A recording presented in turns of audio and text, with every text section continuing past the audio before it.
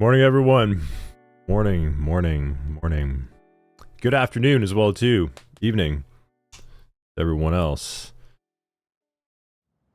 4:06 p.m. for Prin. We got a big crew in house today. Hope everyone's ready. CI, EDU, 80s, Hutaka, Infidel, Joe Emp, Cap, Karina, Kim, Mr. Zen's here. Nacho, Pariah, Patricia, Prin, R-Double, and Techno. Man, they're got a full house. Cool. Good to have everyone. Welcome to day 7. Becoming a cybersecurity analyst, one day at a time. Whole lot of notes and scribbling too.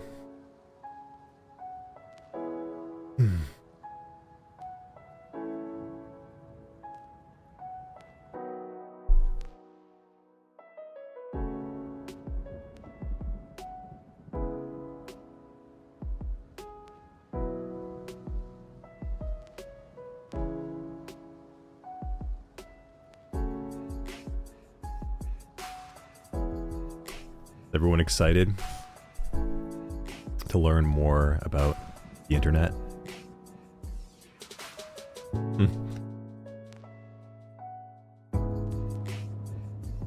Who else was impacted by daylight savings?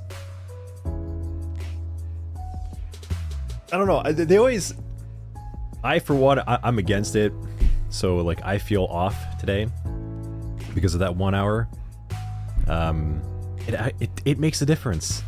I would rather just have the same consistent time all year round.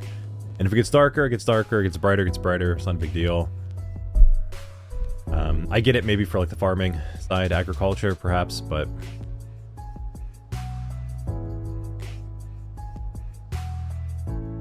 I don't know.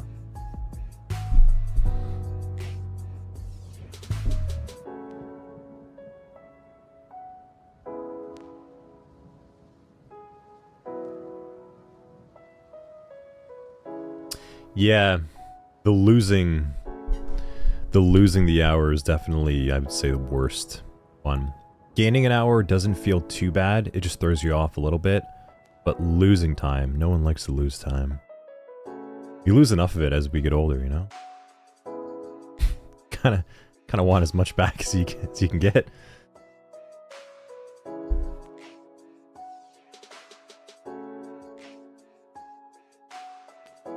Yeah, 80s. The kids just keep waking up at the normal time. Yeah. Cool. Well, yeah.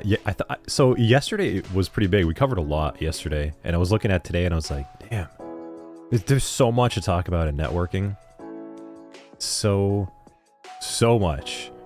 Like, the OSI model alone could be like a 1.5 hour class, just talking and going through and explaining things.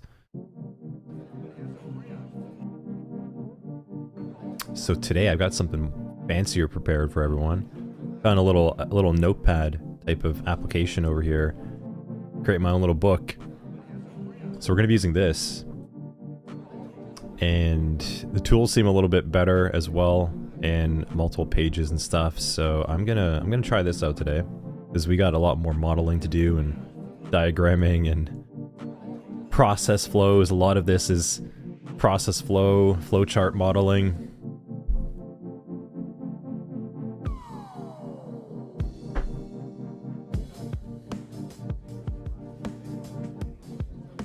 Morning, Joe.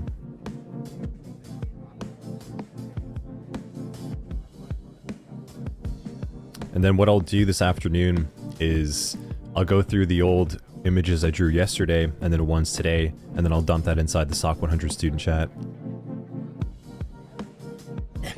I could KS, but I have my pencil, right? So it's a little bit easier for me to kind of like on the fly as I'm talking. Just like there's a lot of like, you know, this and that and here over there and this going on. I like draw.io for like when you're on your own, headphones on, kind of just modeling and thinking things out, but kind of scratching stuff on the fly. Yeah.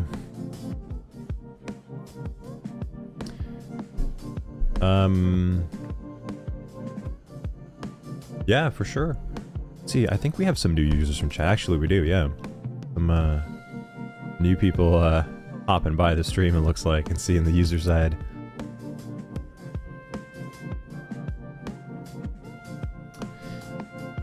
You know what I need to get is I need to get like a Twitch bot that people can send messages to, and it tells you information. You know, I need to set that up this week, I think. What I can do in the meantime is go to the SOC stream.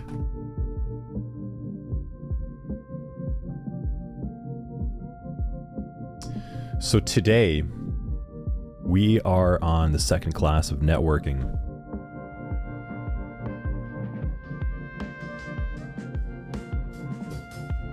Second class of networking, November 3rd.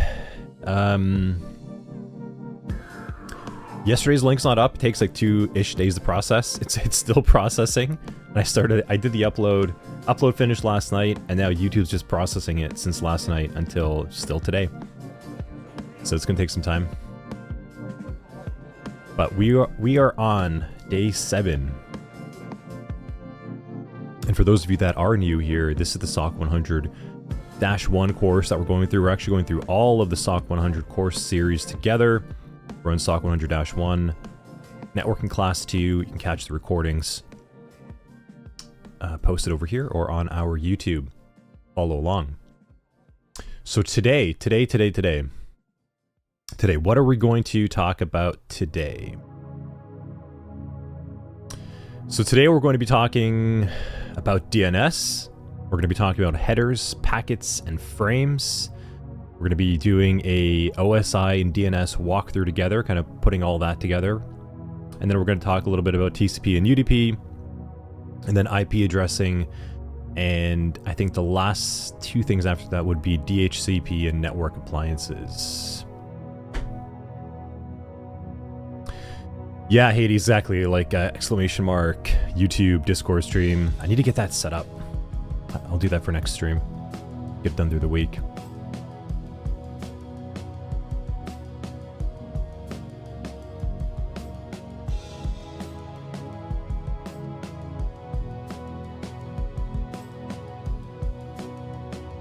Yeah. Cool. So we got a lot to go through. Is the music too loud, by the way?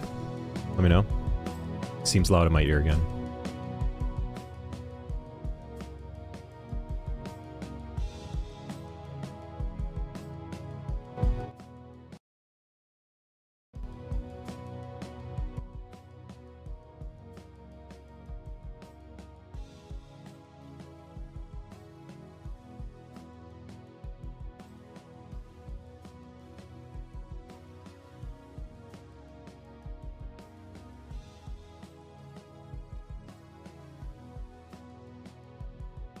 You remove the YouTube link?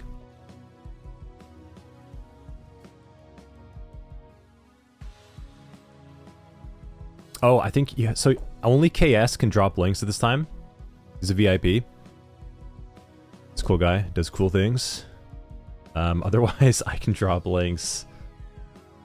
Happy to get some other people in the VIP side as well, too. But with great power comes great responsibility. That's where you want to start. Drop that over there. Everyone else's links get spammed. I mean, cut off. Cool. All right, well, let's... Oh, Utaka, thanks for the follow. Just saw that aside. Thank you.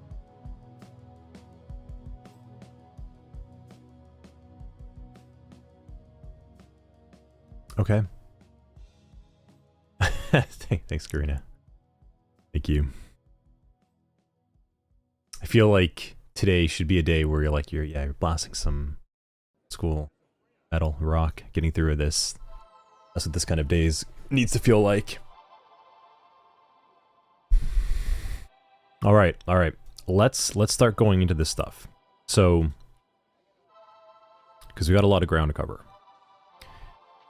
Yesterday we left off going through the OSI model itself, so I'm going to go and set up.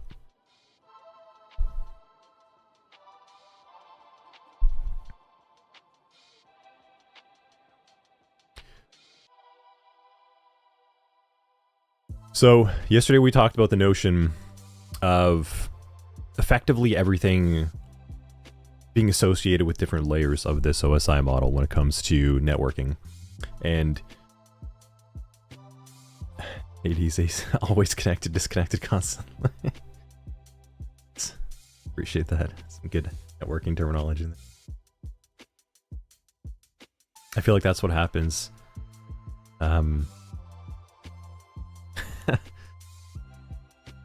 If any of you ever used the old school modems and had like phone internet, that's it's definitely what that felt like. AC/DC all night long.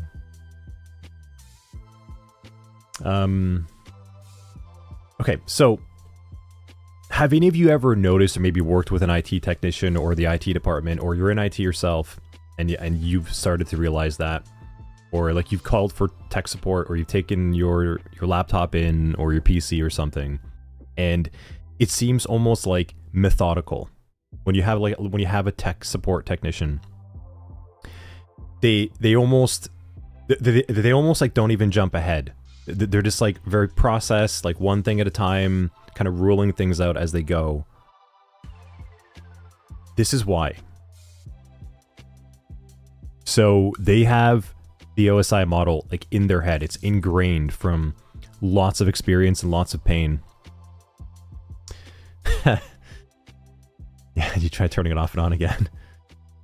Yeah, good old IT side.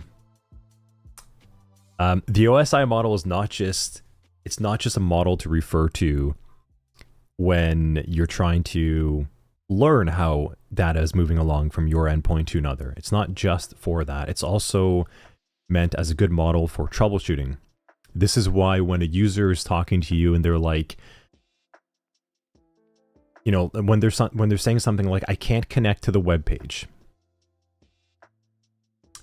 or I could connect to the web page earlier, but I can't connect to it now. Like when nothing happens when I refresh. And those are normal things that like a regular employee will tell you if you're in IT. Or like it's slow. So when you hear that, your job in IT is to sort of parse through that user, like what are they saying, what are they experiencing, and what or where does it actually reflect somewhere along in the OSI model, so that you're spending the best amount of time with your troubleshooting. And then from a security perspective, it's very similar, but instead of like my computer is slow or my internet is slow, it's more like I clicked on this link and now I got redirected to another page. Or I downloaded a file. It's very similar from a security side. You start to think, well, okay, these things could have only happened in certain layers of the technology stack of things happening. And it's important to start trying to develop that methodology early on in your head. And that's why yesterday, towards the end of the stream, a couple questions were popping up of like, well, why is one thing this? Or like, why is this thing faster than that? Or like, why is that thing more secure than the other? And I started to say, okay, well, I want you all to start thinking about it. I want to challenge you in chat and listeners and those catching up on the stream. Think about that for a moment. And we saw some comments coming up about where, like we saw some people thinking, okay, well, it's probably because we have segmentation, or we have separation, or we have the ability to keep another node in between other endpoints for layers of security or layers of control. And that's where I want you to go. And that's why it's so important to not just learn models like this for the understanding of the process flow, but also for an understanding of where things can go wrong. And things are either going to go wrong from an IT perspective or from a security perspective, because that's where we're going. We're not learning how to be software developers. We're effectively training you on the IT skill set first, where you could go and work in IT help desk types of jobs, and then we'll continue the learning where you can then go and work towards cybersecurity analyst, tier 1 types of positions. Does that change the context? So for anyone inside chat, yesterday, like we talked a lot about this kind of stuff. Does that maybe change the context a little bit of how you might be looking at this as we're going? It's close. Pencils. Does that change anyone's thought process? Like, hey, the OSI model is not just a process flow model anymore.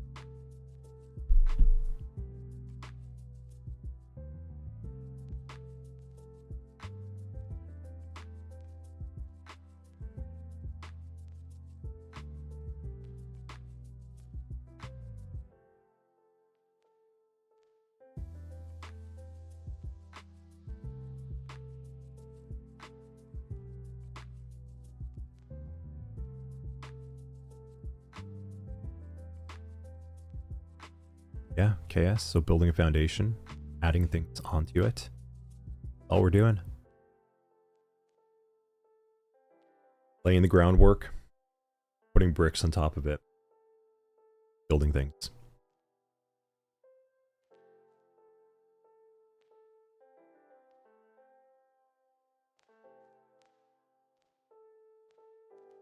Everyone's always quieter on the Sunday. Every single time. Everyone's so chatty on the Saturday. They're always quieter on the Sunday. Okay, alright. I'll leave that alone then. Just think about that, or catch up on it afterwards and think about it, and then talk about it inside of Discord. Oh, 80s here. See. Okay, yeah, so you learned about the OSI model like 15 to 20 years ago. But still, it's good to hear again. I think today is going to add a lot more to what we learned here yesterday. Yeah. Yeah. Cool. All right, let's go and talk about this thing now called DNS.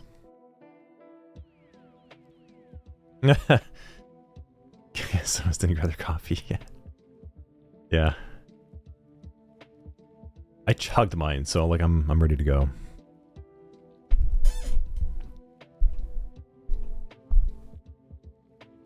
Okay, let's talk about this thing called DNS.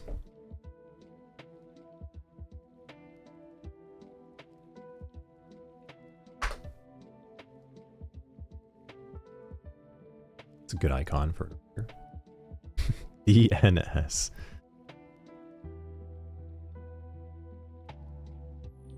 Okay. So DNS is something called the domain name system. And you might have heard about it at this point. You might have heard us reference things. And effectively what it is the ability for me go to my browser up here at the top. And if I were to type in www.google.com, it makes that work. If we didn't have DNS, we couldn't do that. The DNS, the domain name system, is it's more than just like a protocol. And we talked about protocols yesterday, right? Like protocols meant like you need to speak a certain language. It formats data in a structured way to be interpreted by different layers of the OSI model. That's what a protocol does. Will we get into how to use OSI for troubleshooting? Yes, when we get to the help desk module. And a little bit on the enterprise windows, we're going to be focusing a lot more. That's where troubleshooting is. So we're going to spend time learning things, and then we're going to spend time breaking and repairing things in those two sections. So DNS allows us to perform what's called domain name resolution. And domain name resolution means that when I type in google.com, that's not actually how I get to google.com. what's actually happening here is I'm trying to get my browser to understand an IP address. Remember we talked about encapsulation and decapsulation yesterday, where I send a request down the OSI model, and at some point I start to work with different types of data. So what happens is sort of working down this stack.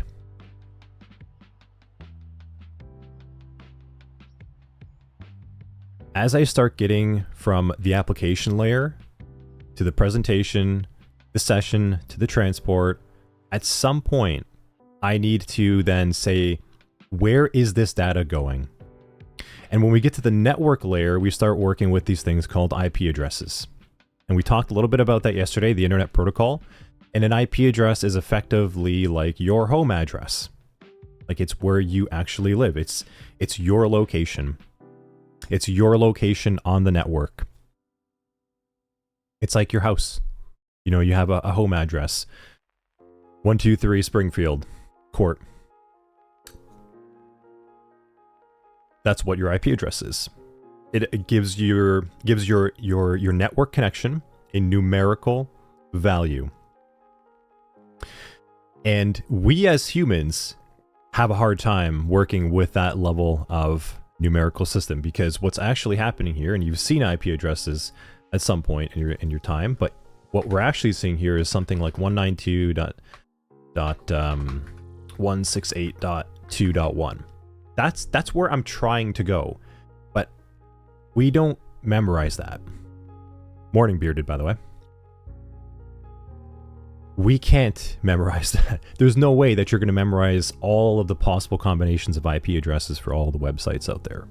Not going to happen.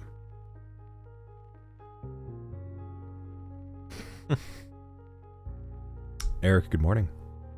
Seem ready to go. So what the domain system does, what DNS does, is if I were to go and type in something like google.com, I am sending a request out, and there's stages that actually happen over there at that time. I start going through a lookup process, and all what that lookup process is telling me what is the IP address for google.com. And it's a pretty lengthy process, but again, it happens real quick. Just like how we learned with the OSI model, it's going down that stack. DNS is part of the OSI model. It happens inside here. There are steps that happen from the top layer down. Starts at level 7, and it goes all the way down to the network layer. So you're going to start seeing that protocols now start interacting with those layers that we learned at different layers and different needs. So this is what we're now going deeper into it. So let's kind of walk through this process together of what's actually happening. And if you're still a little unclear on what I mean by a domain name system, DNS, resolving an IP address for us, it's kind of like a phone book. And for those of us that had phone books before, that would, I guess that was a while ago. So those of us that had phone books at one point would have to go and look up a book, and we would look up a company like Acme Signs, and on the signs, that little listing, it would say, here's the phone number to contact them. I then pick up the phone and I dial this number and I can now talk to them. But you don't remember the phone number. It's kind of also like your contacts. Yeah, exactly. Yes, like your contacts on your phone. If you look up contacts, you just click on your friend's name and it has a number stored for them and you don't have to think about it. But you still need the number to contact them. Yeah, the good old yellow pages. White pages, yellow pages. That's what DNS is doing.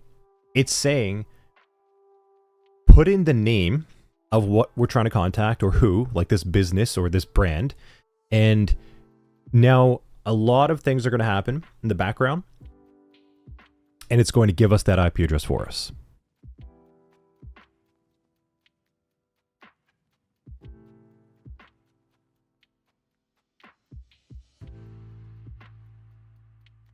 Does that make sense? I'm gonna get the iPad connected here in a moment. Kind of walk through this.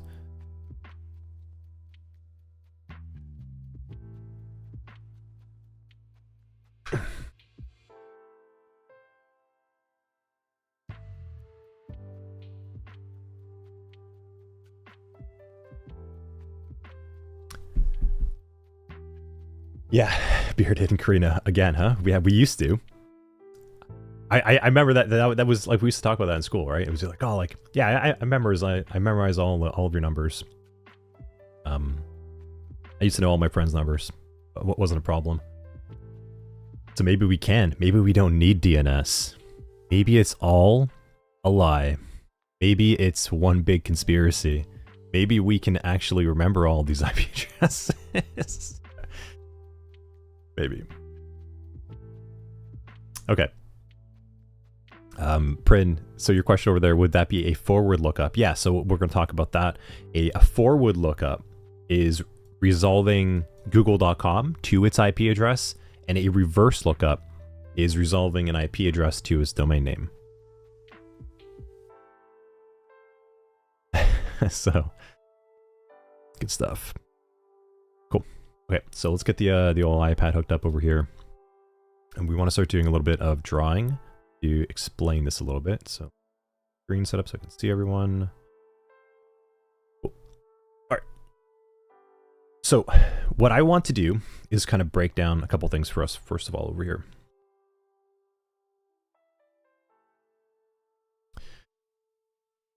And I want to go and look at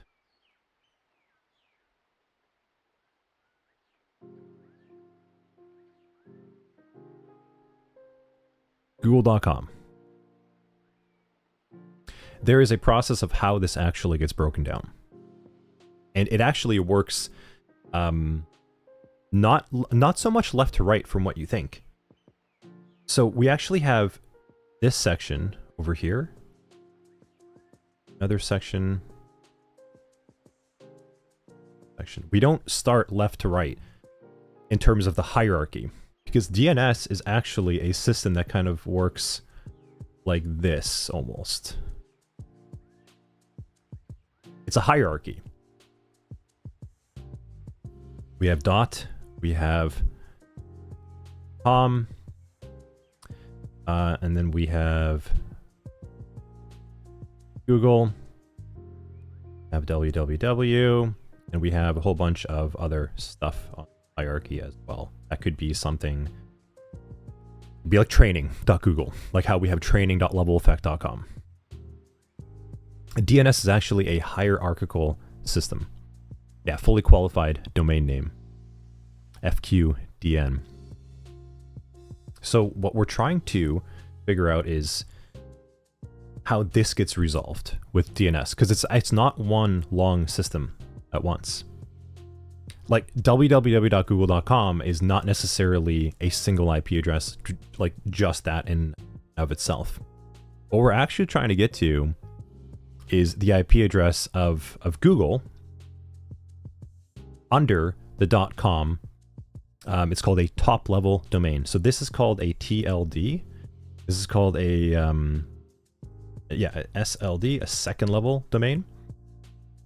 And then these are called subdomains. So this is called the top level domain. This is called the second level.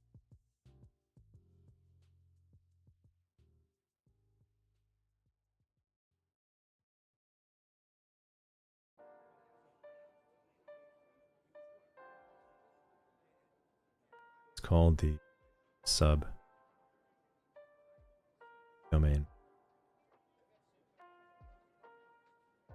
It's actually a series of entries.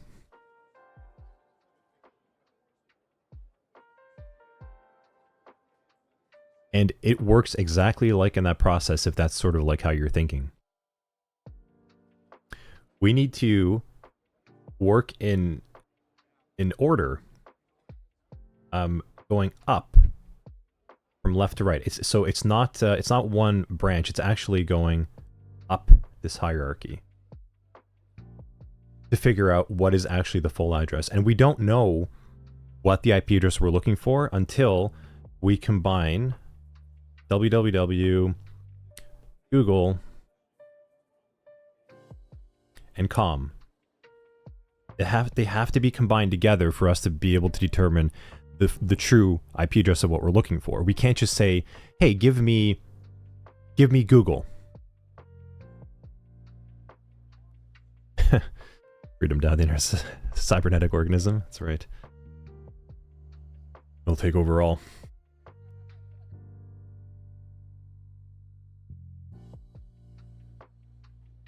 And there's a reason why. If I were to go to, if I went to my browser now and I just went to, if I just typed in like Google itself, it's trying to do a search. But if I were to go to google.com, it takes me there. And if I went to www.google.com, it takes me there. And if I went to https www.google.com, and if I went to here, google.com, there's a reason all of those work the exact same way, and that's also DNS.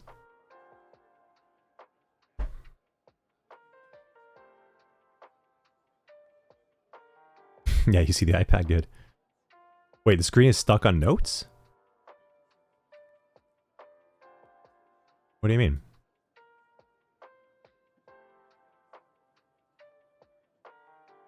Not what I'm seeing on my end. Here, I'll load it again. Okay. Well, that's not enjoyable. Oh, that's what you meant. Oh, you meant like okay, sorry. So you did see my notes in the iPad. All right, 1 second. Let me start that back up. All right. Sorry, yeah. Let's head to that.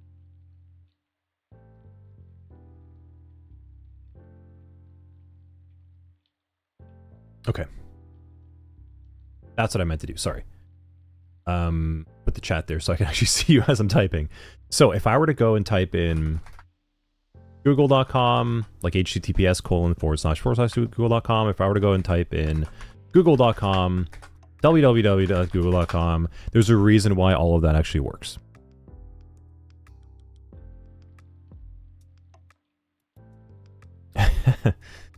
Freedom, we talked about how nothing's really secure yesterday. Hope you're you should watch yesterday's recording. It's deep. So there's a reason why all that actually works, and that is called DNS as well. So the domain name system, DNS domain name system, I need more coffee today, is to resolve those names, those human readable characters that we combine together into an IP address.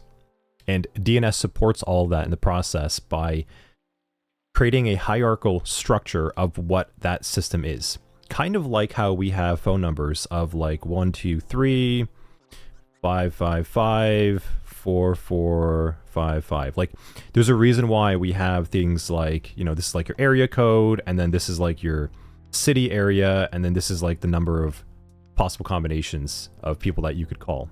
It's the same kind of concept. So like area code, you know, for phone numbers, and then there's like a city code of some sort as well too.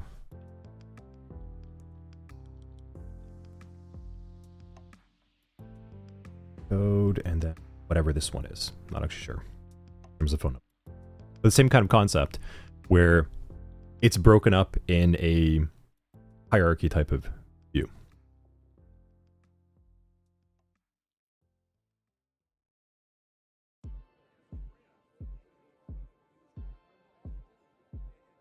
Okay, sounds good, Freedom. Appreciate all the quantum reference. Let's focus on DNS though in the meantime. Let's keep people on track over here, not get too far off. Cool. So now that we have a little bit of an idea of how DNS is actually working. Yeah, Freedom, we talked about that a little bit about yesterday, about how generally none of this is secure. You should really take a look at the yesterday's recording. We talked about the history, we talked about ARPANET, we talked about the early protocols, we talked about why all of this was effectively built insecurely, and why we've just been bolting on security ever since. So I recommend you go take a watch, because I think it'll be extending beyond the need for quantum needs as well too. But so pretty interesting question. Oh yeah, here, let me actually, I'll kind of get this on the screen for you.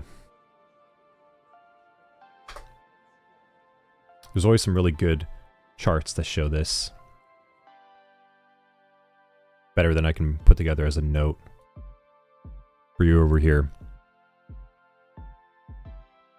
So this fully qualified domain name, the FQDN, is the entire name in and of itself. Actually, I think this is a better one to look at. Yeah. The fully qualified domain name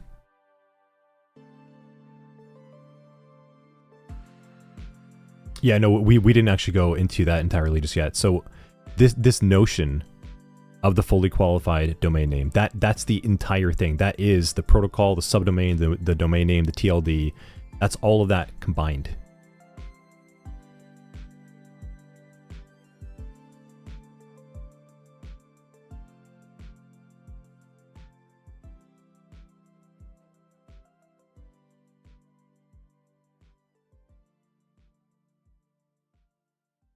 Yeah.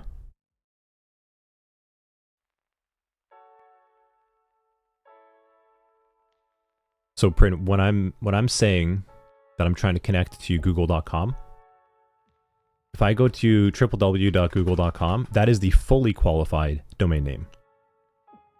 And what I'm trying to do with the browser's connection is I'm trying to put the protocol in front of that to connect to it. Now, you could put different protocols over here, FTP and such, but we want to focus with the HTTP protocol.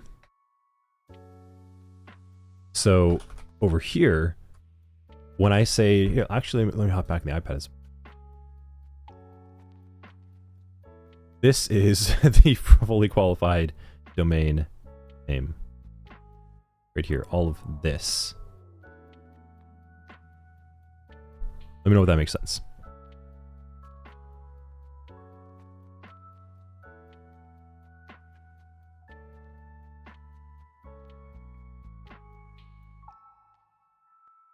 Yeah, thanks, Bearded. So, Freedom, long and short, we actually talked about that yesterday.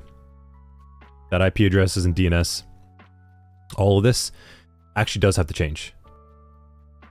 We do need to actually change these protocols in the future. None of this is secure. It's all just a layered level of security that can slowly be unraveled. So that doesn't actually work, and we need to move towards more like zero-knowledge types of proofs and different forms of authentication that doesn't really rely on basically a giant client-server model. That's what we talked about yesterday. Prin, so just let me know if that makes sense as well before we dive into this, because this part's easy.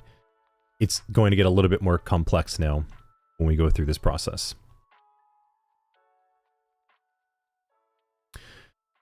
So if I actually want to go through and try to request google.com, there's a series of things actually that happen.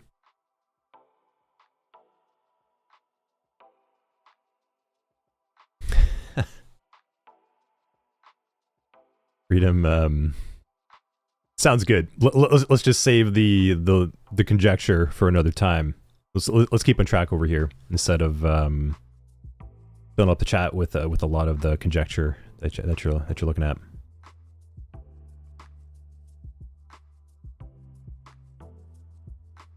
Appreciate it though. So let's focus on the DNS process at this time. Let's walk through. So if I wanted to go to, like I said, www.google.com, lookup.com. We're actually going to go through multiple steps. And the first thing that actually happens is your computer does a recursive lookup. And we talked about recursion in the Linux module, where we're doing searching and finding and kind of looking within itself. So your computer actually does a recursive check within itself, and it tries to do a couple different things. It says, do I have this IP address already? Is it cached somewhere inside the browser?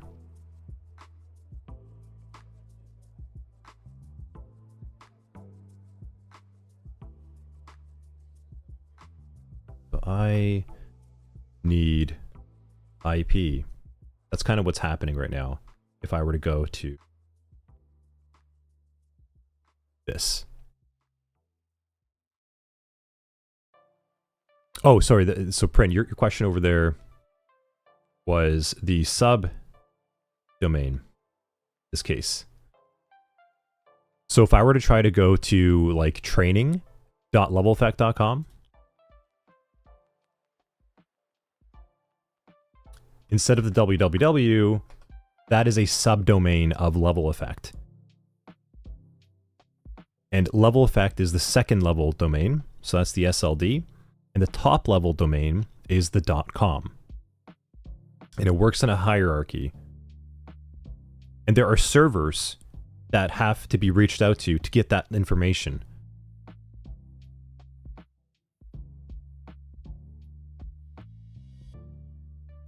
Thanks, Freedom. Appreciate it. Maybe we'll have a talk another time on the philosophical implementation, different metaphysical approaches that we can take.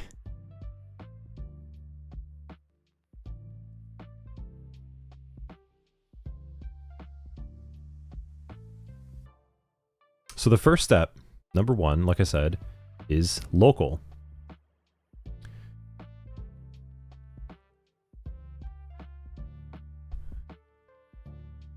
And I'm going to be taking a look inside my browser cache.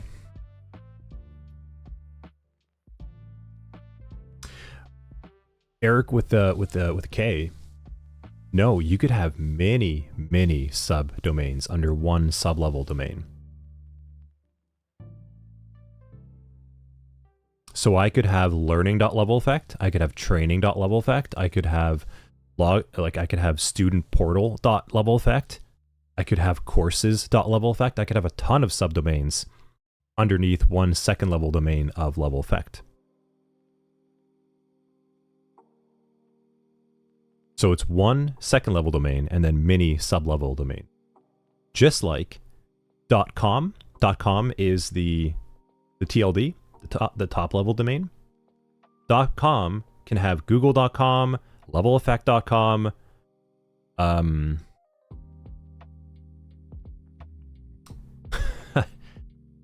any other .com you could think of. bankofamerica.com, leveleffect.com, coursestack.com, google.com, apple.com. Those are all, you can have many second level domains for a top level domain.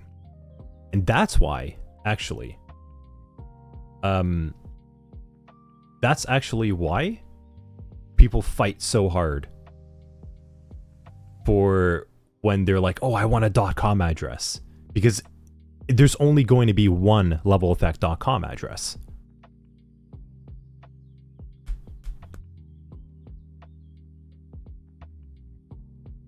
Yeah. Yeah, we're going to get to the records soon, Freedom. Bear with us on that one. We haven't even touched the records. We're just going through the process flow.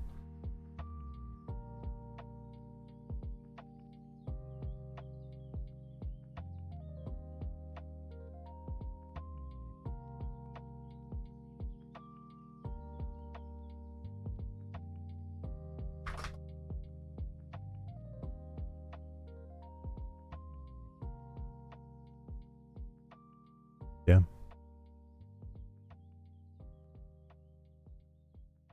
Yeah. Prince, so is it possible trying to... Yeah, that's right. Yeah, Freedom. let's let's chill and go with the process over here. All good. I appreciate your input, but let's stay in track with everyone. Give them some time to take it in. Beard, is it safe to say that the cache is like having the number stored in your favorites folder? Kind of, yeah. It's like saying, it's like saying, all right, Freedom, I'm gonna give you a little timeout over here, all right?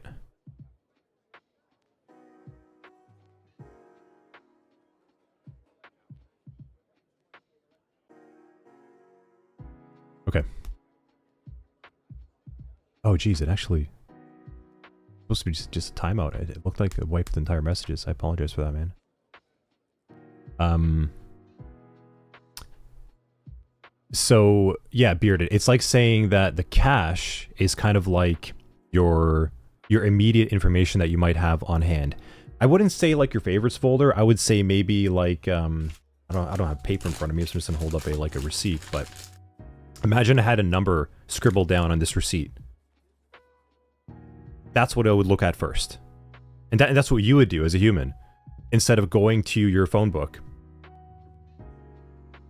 If you were to go, and instead of go look at your phone book, well, you might think around, okay, do I have a piece of paper? Do I have it stored somewhere?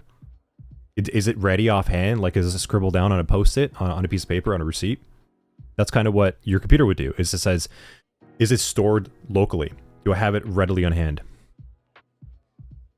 That's what's happening in the first step, is your computer's actually doing a lot of cache lookups.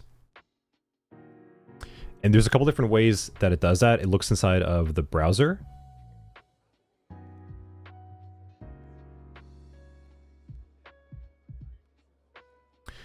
It looks inside of your hosts file. And this might be actually like under your Etsy hosts file. So remember in Linux, we learned about different types of configuration files under Etsy. If I went to Etsy hosts, give a snapshot of that. Add. If we look at the Etsy hosts file, it's exactly what I'm trying to describe right here. These are IP addresses set up for a domain. So if we were to go inside of Linux and get to this Etsy host file, so if we were to do like cat Etsy hosts, you can see like there's a search over here. You would see information like this. You would see IP addresses mapped to a domain. So something like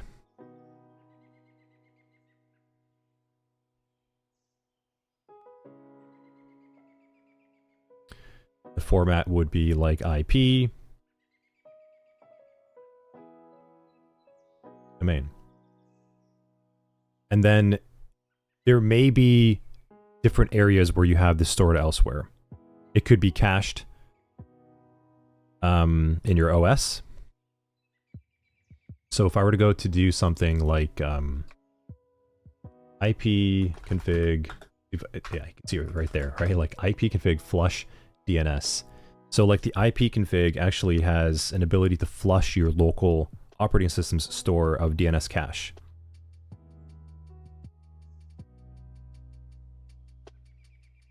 And this is actually quite common. So like if you're doing troubleshooting, you're in IT, and like you're trying everything, and it's like the website's still not connecting, you should be looking in these areas first. You should be thinking about, okay, like is it in the browser? Do I need to flush the browser cache? Do I need to look inside like the host file and see if there's an actual hard-coded misconfiguration? Or do I just need to flush the cache of the operating system? And in this case, you can use like the IP config, flush the DNS cache. That's the first step that happens when I'm trying to resolve Google.com. Is I hit these local caches first. Secondly, I then go to my DNS server, and this is it's going to change a little bit depending on who your internet service provider is. This could be a server with information like locally inside your ISP modem, that node. So it could be your node.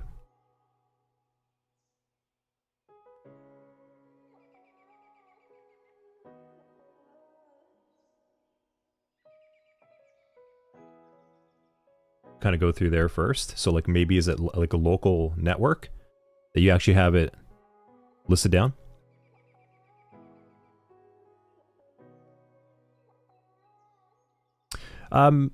Yeah, Cap, we're actually going to be talking a little bit about that towards the networking we actually got on the command line. And then when we start doing the help desk stuff, we're going to be actually going through that. That would be good to actually demonstrate. Yeah. Let's get through like the DNS section first.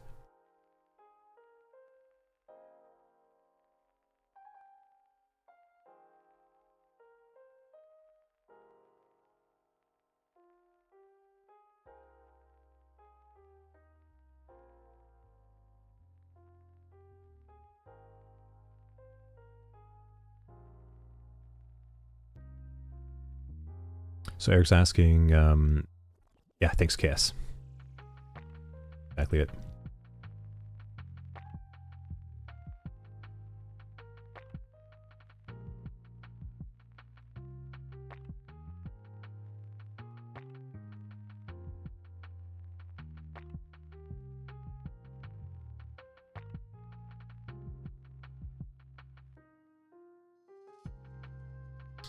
No, not copying. So, I'm going to walk through this process a little bit more.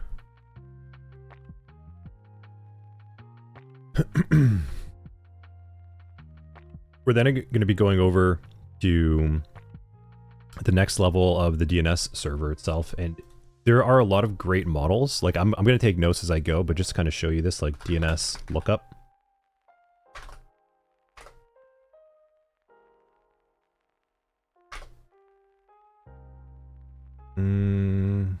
I feel like it's got to be a better store process. Oh, sorry, not DNS lookup.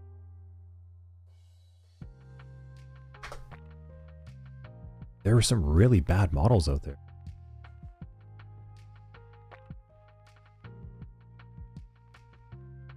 Okay, I'm just going to go through it myself then. I was going to say, like, you can kind of have one open on your side, but effectively what we're going to be doing now is we're trying to connect to our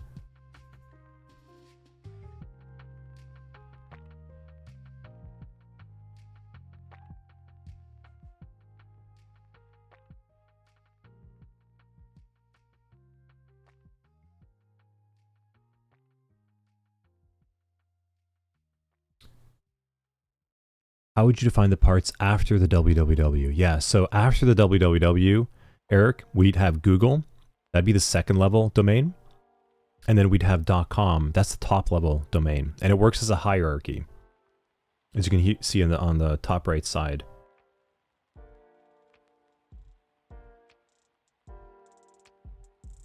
This area. There. It's a hierarchy.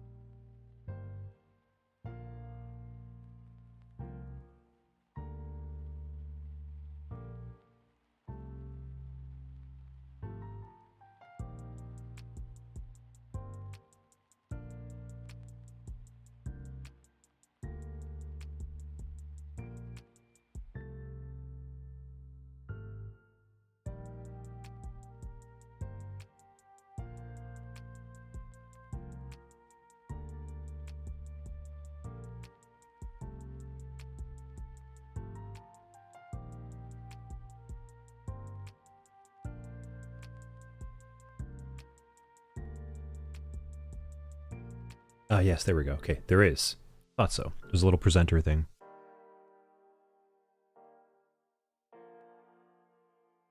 Okay, so www, subdomain, and then Google, second level domain. You can have as many subdomains as you want within Google, and you can have as many second level domains as you want with top level domains like .com, but you can't have multiple google.coms, just like how you can't have multiple www.google.coms.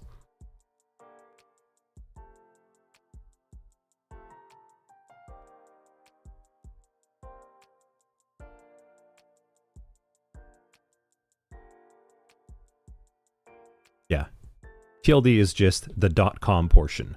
It's just the last portion of it. And all of this, www.google.com is the fully qualified domain name.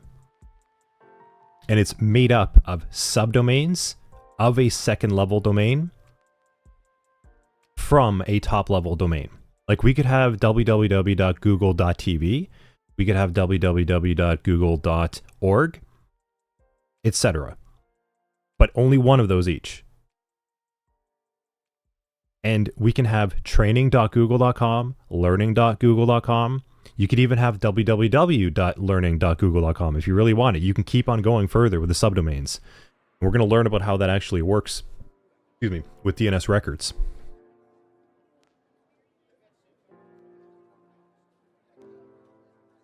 All of this is just like records inside of a phone book or records inside of your contact address that you're looking up inside your phone. If you had a friend Bob, you could have Bob 1, Bob 2, Bob 3, Bob 4, all with different numbers. You can only have one of each. Just like how we can only have one www.google.com.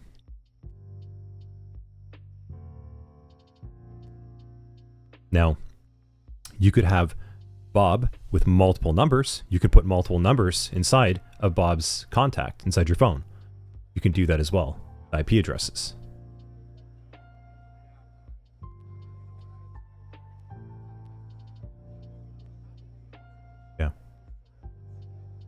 Yeah, exactly, Print. The .tv would be the top level domain. That'd be the TLD. Like twitch.tv. .tv is the TLD.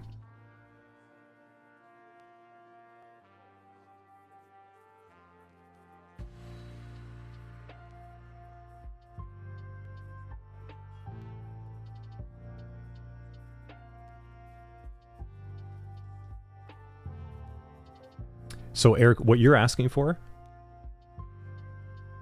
is after this /, those are actually, that's a path. Like those are URL paths. And then you get like, yeah. That is a particular resource. Yeah, it's like a resource, like a location. It's called a path. And it allows you to go to like www.google.com/login. But that's not effectively part of the DNS process. That's why we're not covering it right now. DNS is only looking to provide an IP address for a fully qualified domain name. Anything that happens after this, like this / area, this is called a path. It could be anything, like home.html. It doesn't matter. Those are all path resources of a domain, of an IP address. Yeah, cool. Good stuff, Eric. Yeah, thank you for the questions. It's good. Kind of get people thinking and probing along that way. And thanks for the follow, too. Yeah. Yeah, exactly, Jay. You see, like, these things start to connect more and more. That's how you have, like, path traversal, directory traversal attacks, directory busting. Like, you get these, it's all connected. This is why we're going along, like, right from the beginning. Because if you understand it along the way, everything else starts to connect. So, this is kind of where we're at. Now we're going through this DNS lookup process. And we're actually going to hit up a couple different servers. We are going to be trying to hit what's called like a DNS server or a DNS forwarding.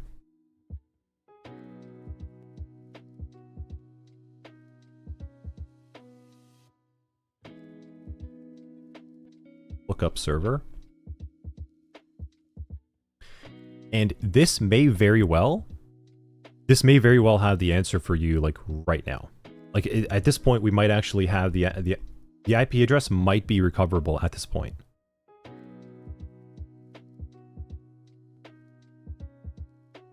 Now, if it's not, we have to go up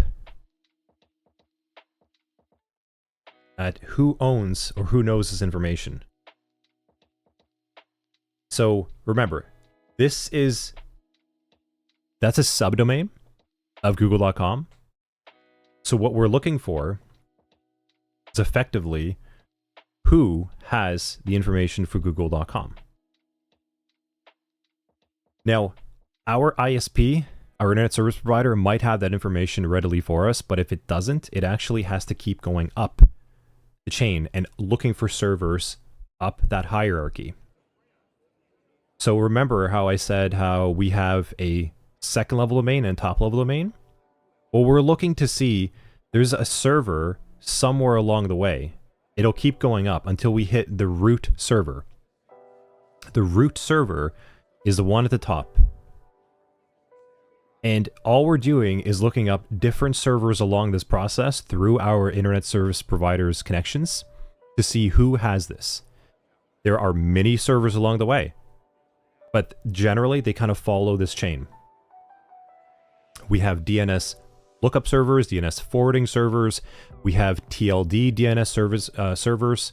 We have root DNS servers. It just keeps going up depending where you are from your connection to who has that information. But no one is, there isn't always like a single server that has all of this. They rely on one another. Like the root server doesn't really care about the specific IP address further down of some subdomain of www.google.com. So it's a giant lookup process, and it just goes from server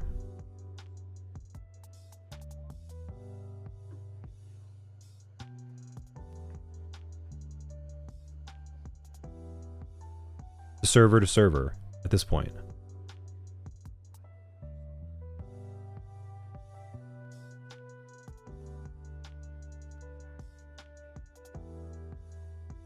Now, what happens is, if any of them have the IP address for google.com, maybe it's somewhere along here.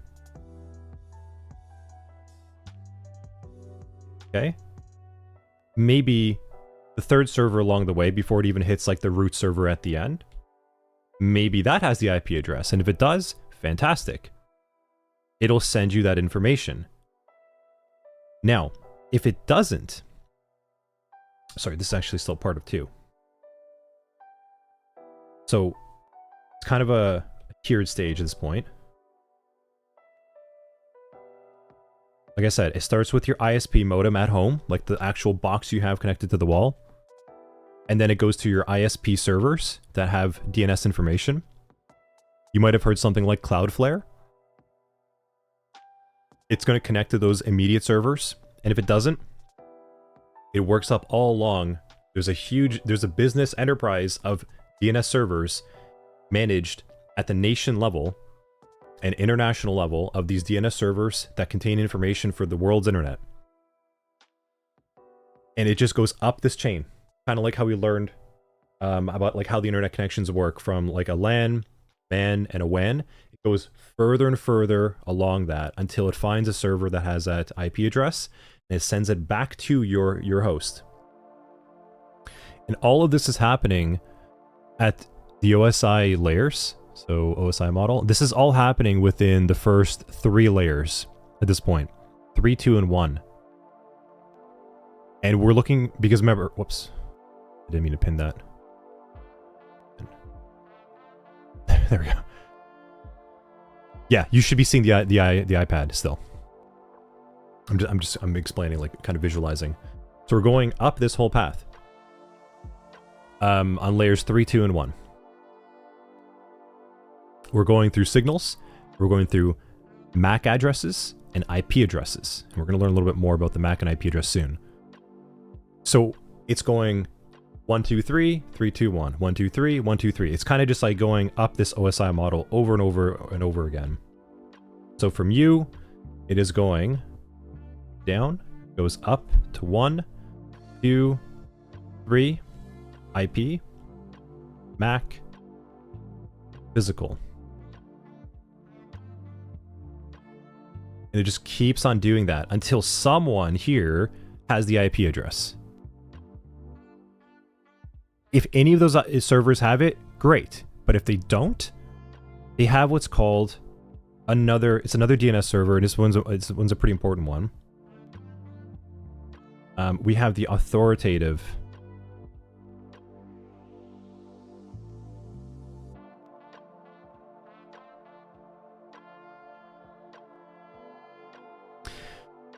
And these are servers. The MAC address is not a physical address. No, CI. Sometimes it's printed on, like the physical card, but it's not. It just means the MAC address is another address for that specific network card.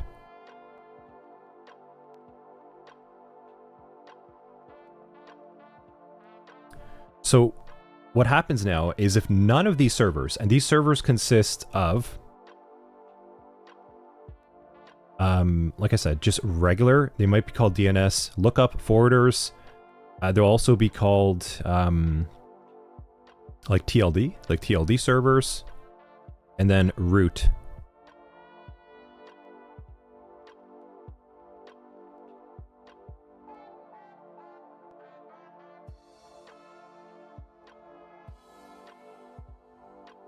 And we learn about TLD and root in the beginning of how a domain is actually configured, like why these things are called what they are. These are all records.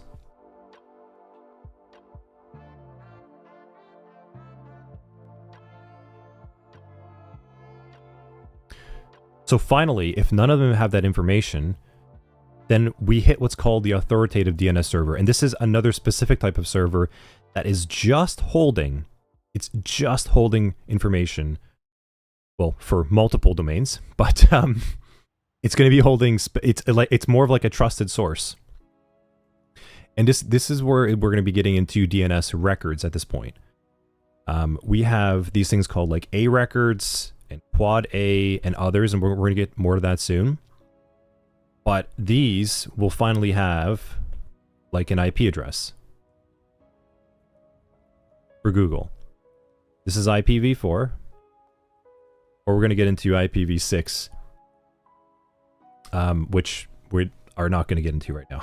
But we finally, at some point, will either hit an authoritative DNS server or one of the cached DNS servers have the IP address ready for you. That is it. Now, we're still on step 2. Finally, step 3 happens. DNS caching.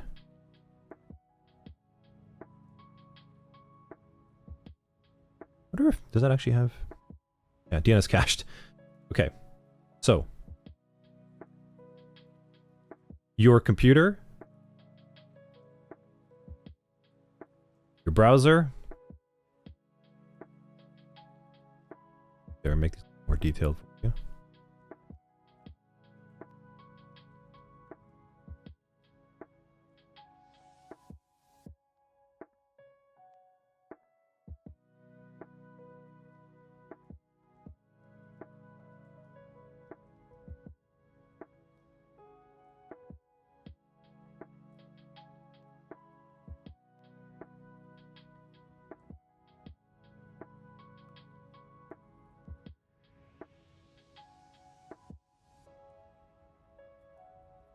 At this point now, after you've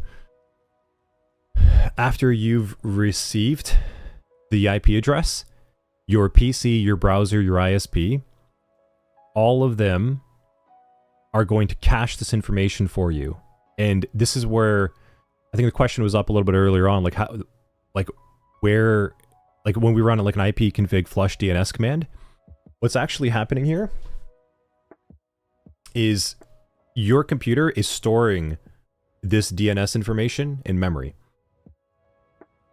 And this is why sometimes you're like, okay, I need to reboot. I need to run a DNS flush command. Because if your computer stored the wrong IP address for google.com, it would keep trying to go there because your computer has that information. So you have to flush it from memory or just rebooting. So your browser clears it, your memory clears it, everything clears it. That's why we tell you to turn it off and on again. There's actually a chained process of why this is actually happening. CI. Yeah, so it is a MAC address is the. Well, I just want to be very careful when we say physical. It's not always a physical address, because you can have a virtualized MAC address for virtualized network cards. So I don't want you to get too hung up on this notion of it being like a physical address, like a make and model. What KS is saying is at a hardware level, like my phone has a MAC address that is only for my phone. You can always find my phone's MAC address. That's not going to change. I could spoof it, but it actually does have a physically registered MAC address, and multiple organizations have that information. But if you were to make a virtual machine with a virtualized network adapter, you could create your own MAC address, and it's not registered anywhere. Now, a MAC address, like I said, is its address that is always going to be referred to for that device. An IP address can change. An IP address is not static. It will change often, but a MAC address shouldn't change. And that's why when you go up the OSI model, this is why in layer 2, at the data link layer, we have MAC addresses and we have IP addresses at the network layer level.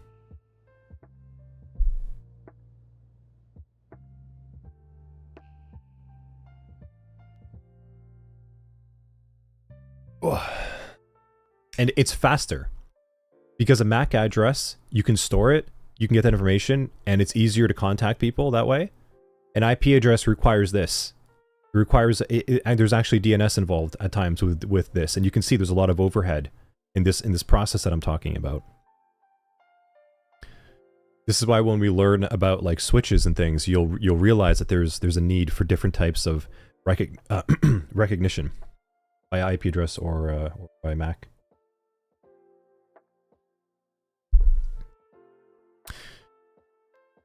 Yeah, Hades. I mean, technically you could kind of change things around, but your phone was built physically somewhere.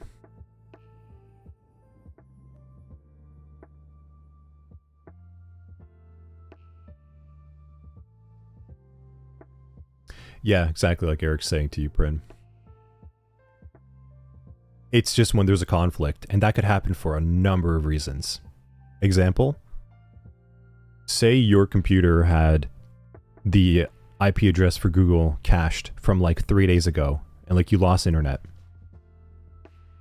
And then you plug your computer back in, and you get internet, and Google's already changed its IP address. You try to connect to it, and you go somewhere else.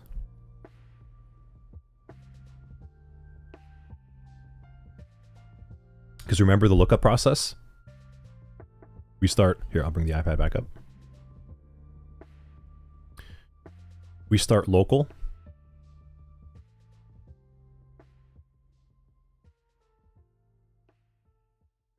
And then we go outside the network. This is now going outside. So if the first stage has the IP address, we're going to stop there.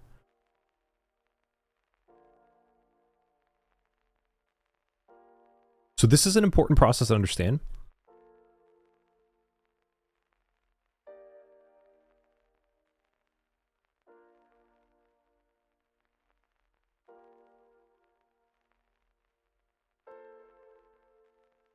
And we'll take a little break there.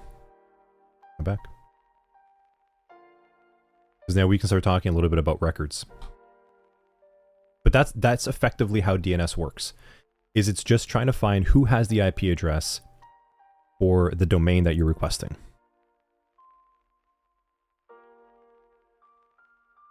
Does that make sense? I mean, this is what's going under the hood. This is what I want you all to understand, but that's, at a high level, is just trying to get the IP address, but all of that's happening.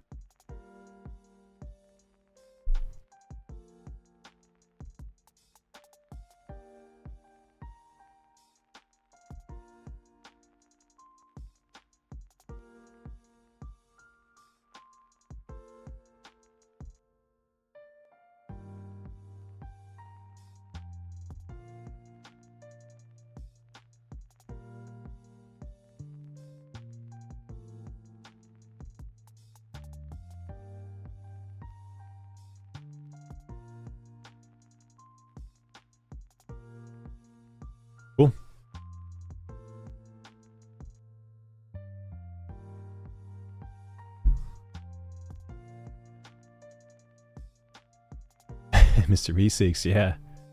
It's true. High chance. High chance.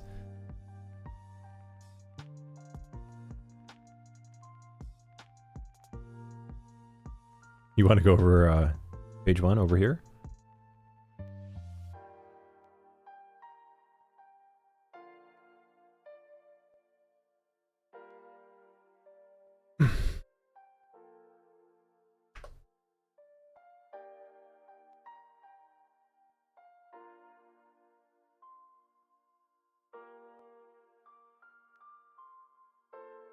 Yeah. Yeah, Mr. Meeseeks. This is, it is very, very likely that you're going to be asked, like, explain how, just walk me through what happens when you request google.com or something like that. Yeah, this is why we're going through all this stuff too. I mean, this is what you need to know. Like, if you were an IT help desk, if you're trying to troubleshoot a DNS issue, you need to understand this process. And then later on, as you start to configure more advanced things in networking, everything uses DNS. Even Active Directory, even Windows has like its own DNS of DNS names. Like, it's because we have this fundamental problem of requiring an IP address to get to another resource. All of this other stuff has to exist. But Classy, no, I've actually not heard of Fiddlebird, but I always wanted to play Pikmin.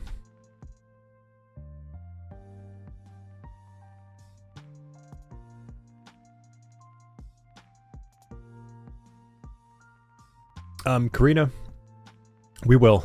I am actually going to walk through this again with the OSI model together. So you don't need to understand this entirely in the like 40 minutes that I'm talking about it. You just need to generally understand, for now, that DNS is trying to provide an IP address for a domain name, and a domain name is something that consists of multiple pieces of records.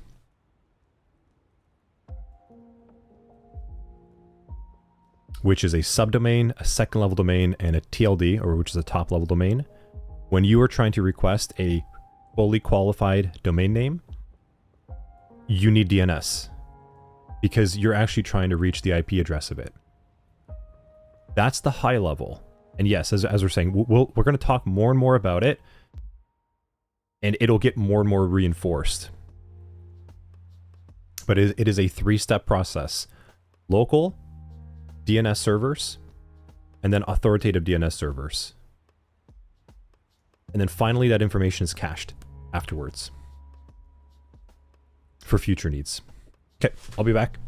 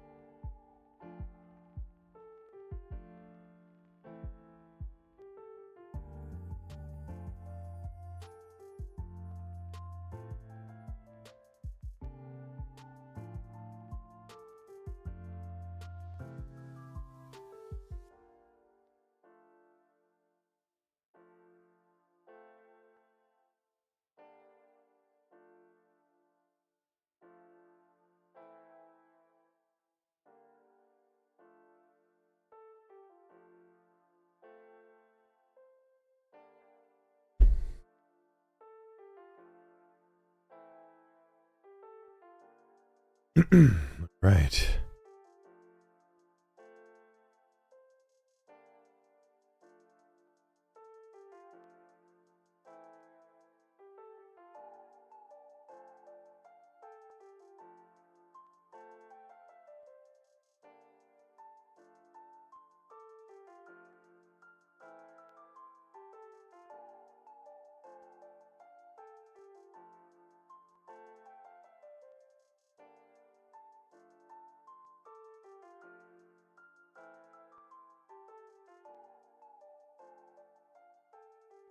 Okay. All right, all right, all right. So, mention the chat over there. Yeah, so first things first,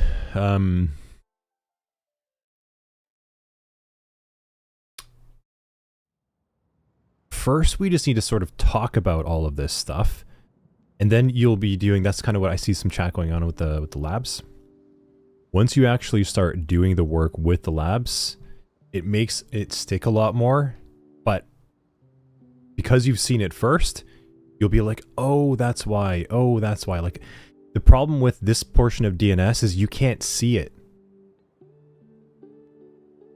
This was why the OSI model was a little bit easier to understand. You can see the browser. You can imagine kind of walking through it. You've seen it interact before. And this is where networking starts to get a little bit harder. As I talked about, I think at the beginning of yesterday's stream, is it gets harder and harder to visibly see this stuff. Now, it gets easier once you get tools to observe what's happening over the wire, but for now you have to conceptually like hold the information in your head. So I'm trying to keep it high level. And to summarize, DNS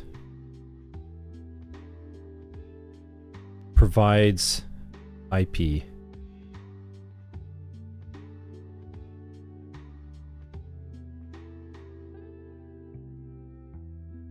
Addresses or domain names. 3 steps to get IP, local, DNS servers to root DNS, and then authoritative.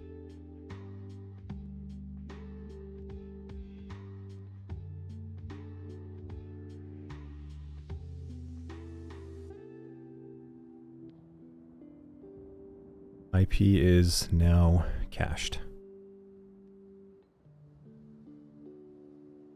Cached means stored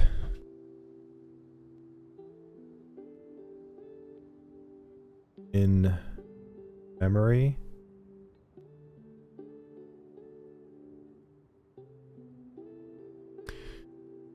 And that's effectively it. That's all what is actually happening with DNS at this point in time.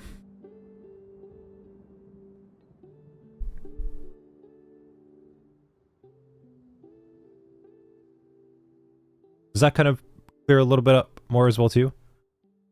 Karina as well? Just like looking at it at like a bit of a high level?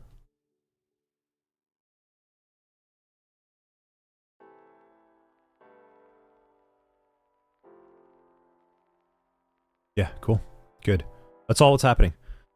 And then we have these like more zoomed in views of it all. So, okay. Let's keep going, because this is going to start clicking a little bit more. We need to talk a little bit about what those records look like, so that when you actually are contacting a DNS server, what is it saying back to you? So if I were to go and say host file,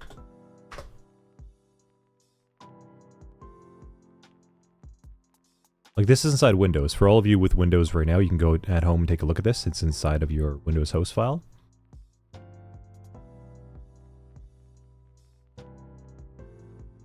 I'm going to say, let's go to here. Those look nicer.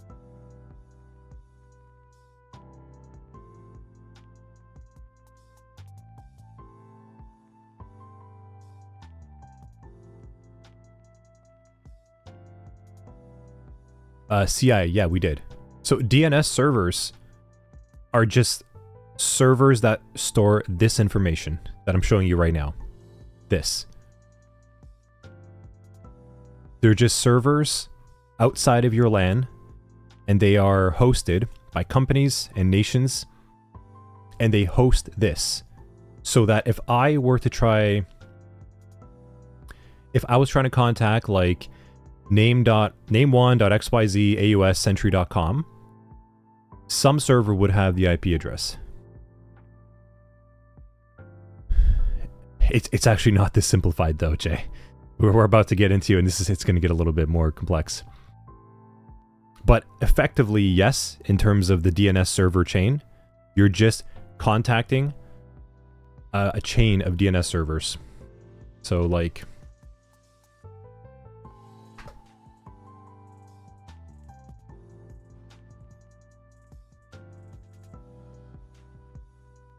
here you go. Some nice little images for you. It just looks like this. It's your browser hitting up a DNS resolver, which could be your modem, like your modem at home, or an ISP server. And then it contacts the root name server or other DNS servers along the way that might have it. And remember the root, like we're going all the way to the top. All the way to the top. And then if the root name server doesn't have it, which it shouldn't, it then wants to see, is this a .com? Is this a .org? Is this a .xyz? And then it sends it to that TLD name server. And if the TLD name server doesn't have it, or any other servers in between, because there's just like, there's multiple, there's many, to make this load easier, then it'll finally hit the authoritative name server. And that's more often where it's going to go. It's going to hit eventually the authoritative name server. And that's why I kept it as a separate step. Because the authoritative name server is exactly as implied. It's the authority. You go to, if you had a customer complaint, you want to speak to who's the authority? The manager. And the authoritative name server is a more special server that provides more dedicated DNS records. That's what we're about to get into now, is DNS records. Because what does this finally look like? But this is effectively the process. Your PC requesting outbound to a chain of DNS servers until one of them has the IP address for google.com. And then they send it right back to you, and then it gets cached.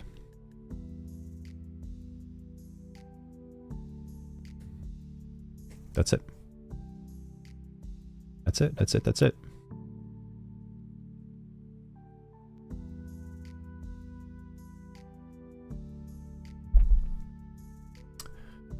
So, what do these records actually look like? We have some. We have a series of them, actually.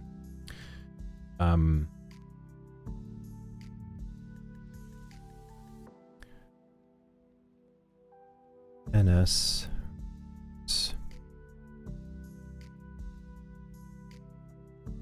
Okay.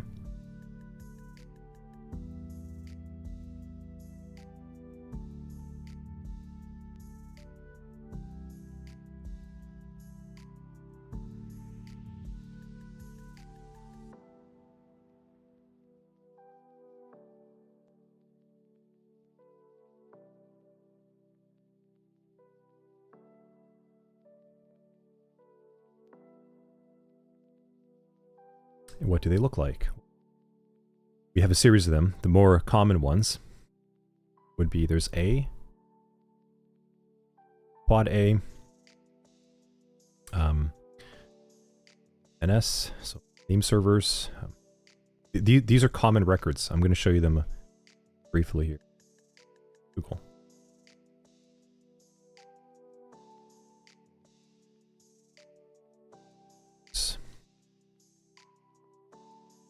So we have a series. These records contain the data that we need for us to connect to that domain. That's where we're going to find the IP address. One of these servers will have an A record. So DNS records. Sure, there's. I really don't want to draw all that out.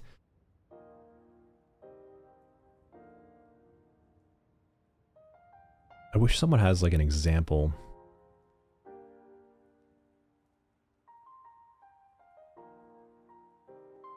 I mean, here's like a high-level summary, sure. I actually want to show you what they look like, so I guess we'll go maybe each one by one. Karina's saying, so the DNS resolver can be a modem or DNS server? Yes. Whoever has the IP address for you will act as your DNS resolver.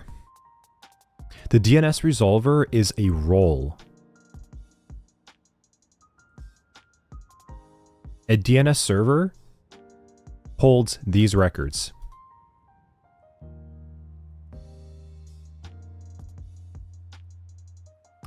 A records provide IP addresses, and you're not going to remember all this at once.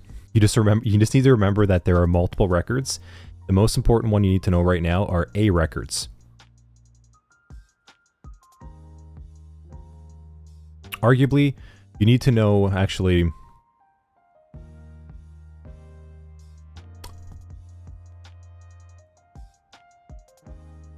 I would say you probably at most right now need to be focused on A records and CNAME records.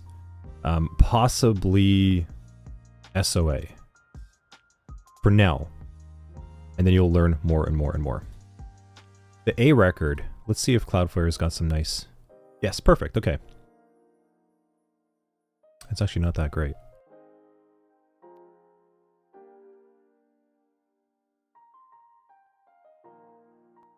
I am going to recommend... CNAME is not Kerberos, no. CNAME points to a subdomain. So an A record could have a single entry like this. It just looks like it's exactly this. The A record is the address record, and it provides you the IP address of the domain.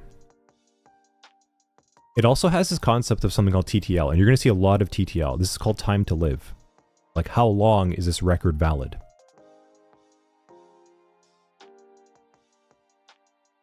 You're going to see this in packets. You're going to see this just about everywhere. Everything is this concept of ephemeral. Ephemeral meaning that it is non-persistent, not static, not permanent.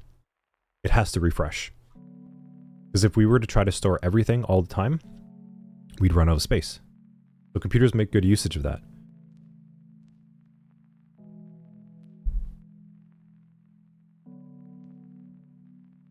So one of those DNS servers will provide to you an A record for you to have the IP address of the domain. And then you make the connection. And then you can connect to that website or that endpoint. Now, another common one that you need to be more aware of at this time is the CNAME record, canonical name. And this is what allows us to go through basically like aliases. So kind of like instead of www.google.com, we could go to also google.com. That's kind of why I was saying google.com also works, just like going to www.google.com. It's a record to save time and say, hey, like you can have multiple different ways of naming this domain, and you should be able to reach it. It is just an alias. It's a name for another name, and they both mean the same.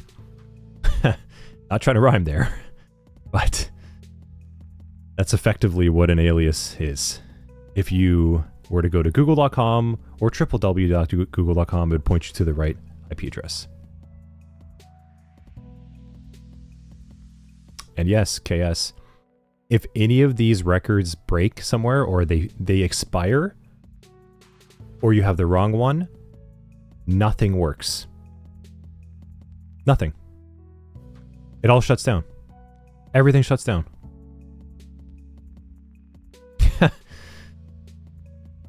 Nothing will work if even one of these records are off. Most importantly, the A record, I should say. The C name could be okay enough, but the A name, you don't want to lose that one. And then, like I said, the other one would be the start of authority. And the start of authority is a really important record. It provides more of like administrative information about the domain itself. When to refresh it, when it should expire. Pretty important. You might also find like administrator email addresses over here. This is like business information, the start of authority. Okay, yes, I'm sorry, man. You had 2 major DNS issues. Yeah, it's the worst. Yeah, the page wouldn't even load. It doesn't go anywhere, CI. Go. There's nowhere to connect. Nothing loads. Without the A name record, your computer cannot connect to another computer. And yeah, if any of these break, so like mail records, text records store information about like your security. If your text records are misconfigured, you know how you get an email and it says like there's spam? That's like a text record could be a problem there, because the text records will contain security information, which we'll learn about later. For now, you just need to be aware of A records, C names, and start of authority to diagnose and understand how DNS is working. And we can leave quad A alone because we don't care about IPv6 right now. IPv6 is just the IPv6 version of the website's domain. And this is why I don't want you to care about it right now, because I don't want you worrying about these addresses that you don't need to connect to at this time. You just need to be aware that there is an IPv6 address. Now, that being said,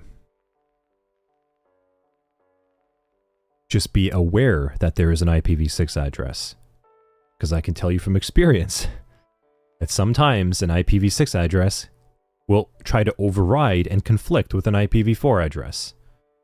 In fact, I often just turn off IPv6 support. If it's not needed, I just disable it, if I have the option to.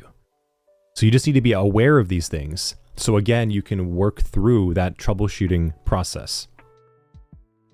So let's look back at the OSI model.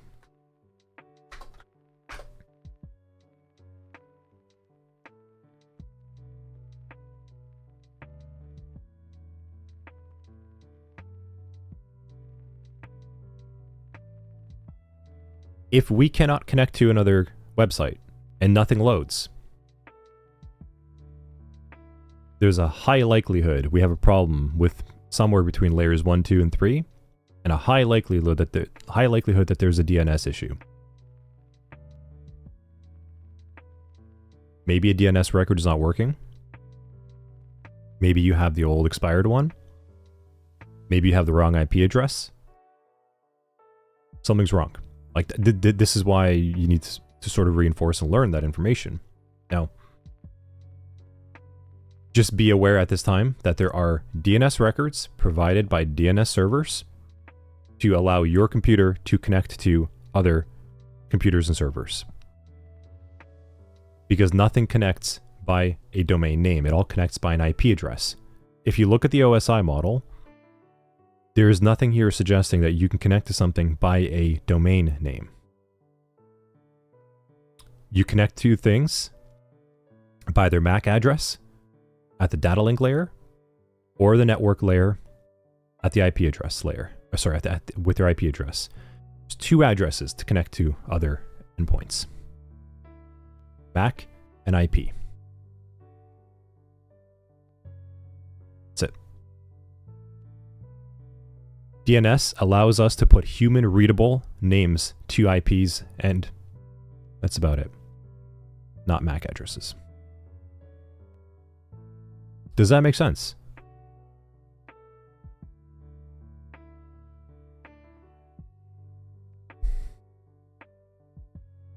Good. Good, good, good.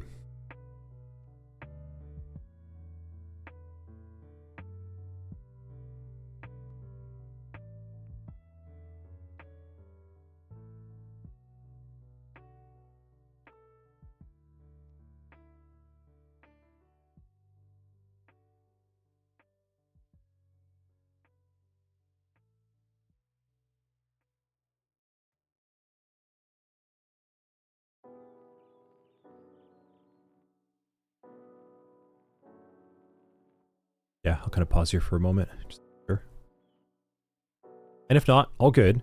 Like, again, don't feel like you need to super understand things, but maybe like a burning question in your mind. Just, that's what I'm looking for. Like those kind of burning questions.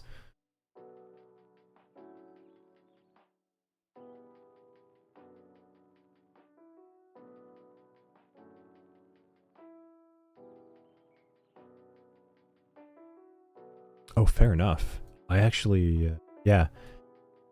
Dropping questions on Discord be recommended. Please don't like PM or leave like personal messages and stuff.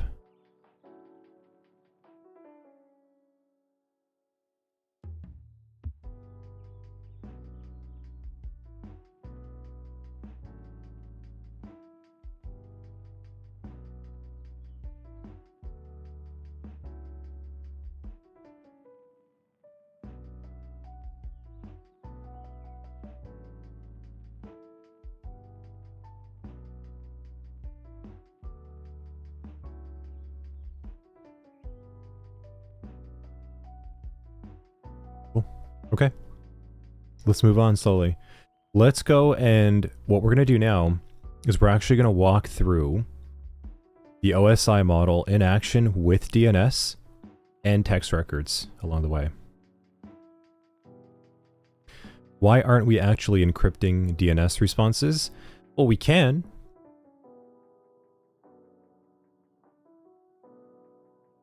I mean, like, the real question is, what would happen, like, what does it mean if you don't encrypt DNS?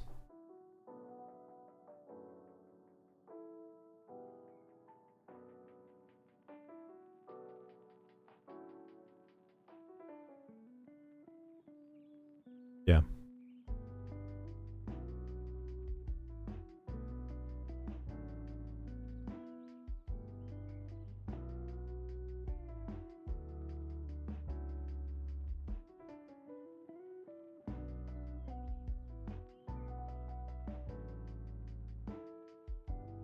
Yeah.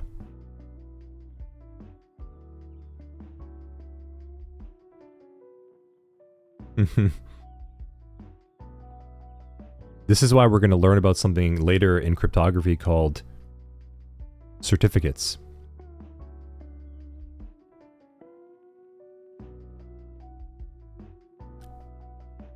Certificates do not require encrypted communication if you can just trust that the server is who it says it is. A certificate, imagine, is like an ID. If I, and there's a reason for that. Like, if I hold up, like, imagine I had my, like, I had like my identification card. I don't even have a card here, do I? What's this? This is apparently for me to unlock warranty. Something I just bought. Okay. Imagine I had this ID card. I said, this is me, this is Anthony. And I walked around with it. And it was really, really hard to reproduce. Like, really hard to reverse engineer. You can trust that if I hold this card, I am me. And maybe it might have my picture on it. It's like your driver's license, your social security number, health card. That's what a certificate's like. And if you hold it, and it looks like you, and you can prove that it's you, well enough, maybe your fingerprint, something,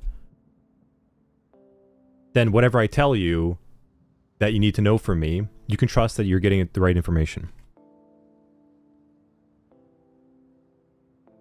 We're going to learn more about certificates, because the reason why I'm saying this for you now to start thinking about with everyone too is encrypting things to make them unreadable. It requires a lot of processing. So we've come up with another form of trust. Trust can be established with identification. Now, the information contained in DNS contains an IP address and business administration information about that domain, like who's the owner, etc. That's information that, while if you got in the way of it, it could be very bad, as you said. So instead of trying to encrypt all of it, perhaps a better solution is just to ensure trust by identification. That's why. And we're going to learn about how that all works. Because what you're saying, man in the middle, like, yes, I'm glad you're starting to think about this, because this is where things are going. This is where security incidents happen, is that people get in the way and they manipulate something along the OSI layer, something along DNS, something along email. That's how these security incidents happen. So, good stuff. Good questions. We're going there.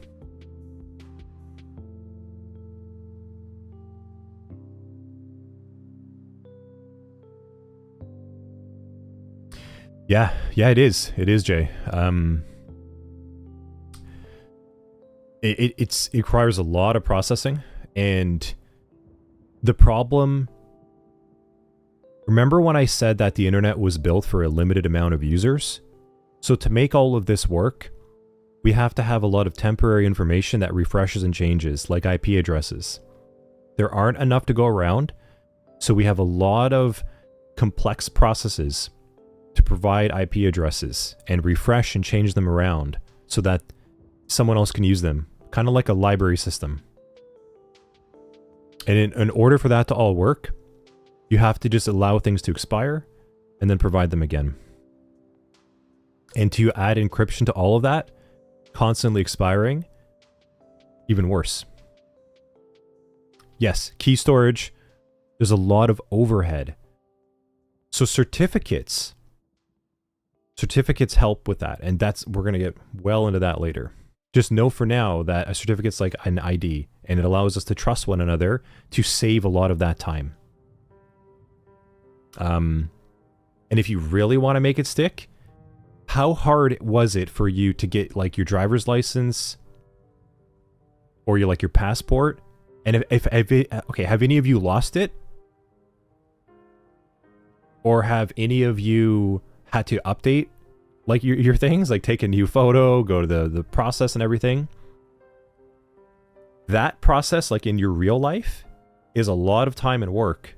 That's very much akin to like the processing time of things that have to happen for encryption. And while computers are smart and fast, if we have billions of connections that have to do that like every single day, yeah, unless you're in Florida, they just hand it out to you. Yeah.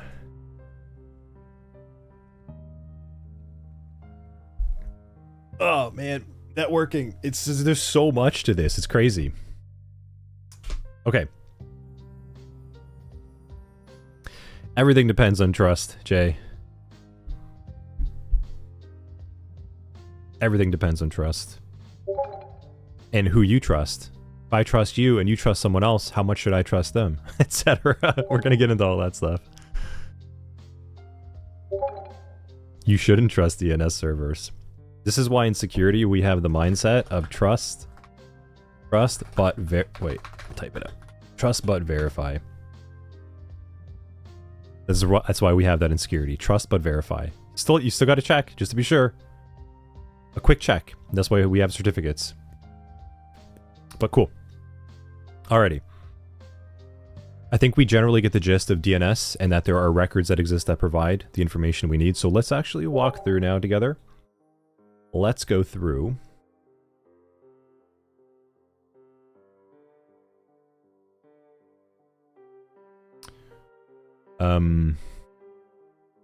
Let's go through this. Let's actually walk through the OSI model with DNS implemented now. And let's see this all actually happen. So I'm going to go, it's iPad time. And we're going to do a little bit of drawing. And we're going to slowly go through this with little models and stuff. How this actually all works. We're going to put it together. We're going to put OSI and DNS together and make sure that this is actually clicking. So, if I am on, zoom in. So let's go to layer 7.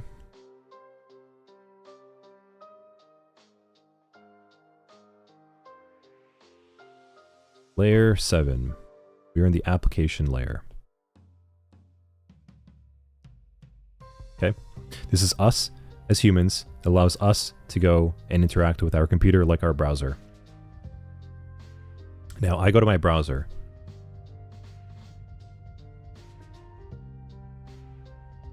And I enter google.com.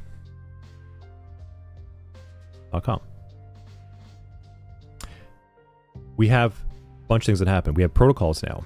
Protocols get involved. We talked about protocols.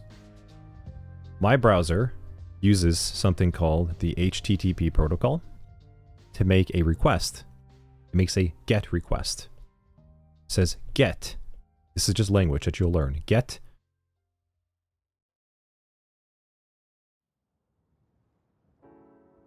google.com.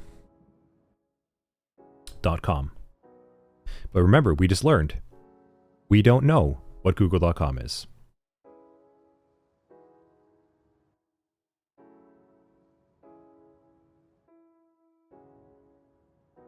So what do? Let's think back to DNS. Where do we go? What's the first step that happens here?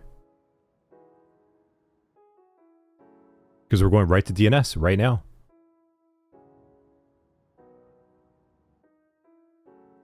It's happening. Layer 7. We're hitting DNS. What was the first area?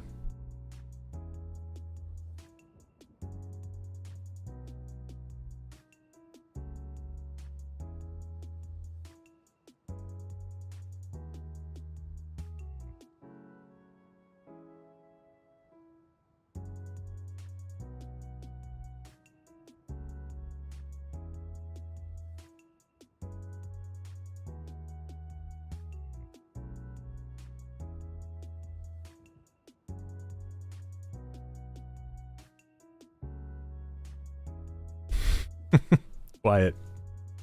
Still, are you looking through your notes now? What's the first thing we do? Where do we go? Where do we go to find the IP address?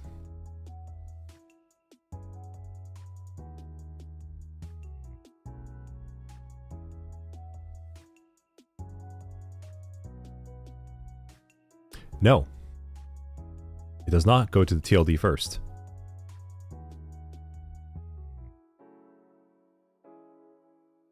Go back to the beginning. Correct. Cache. It looks for cached, stored information inside of the browser, inside of our hosts file, and inside of our operating system, in memory. Do we currently already have the IP address?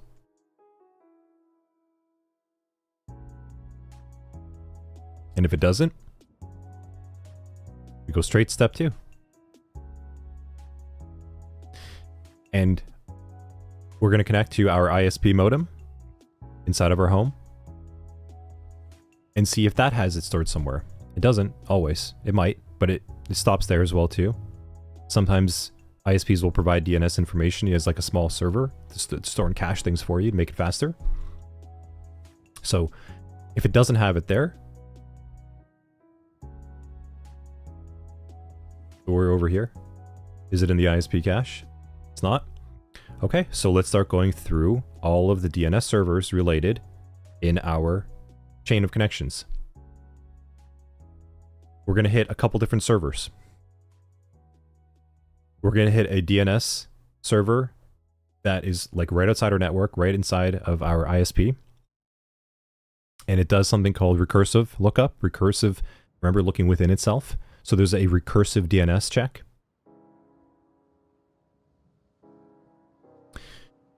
So we're over here.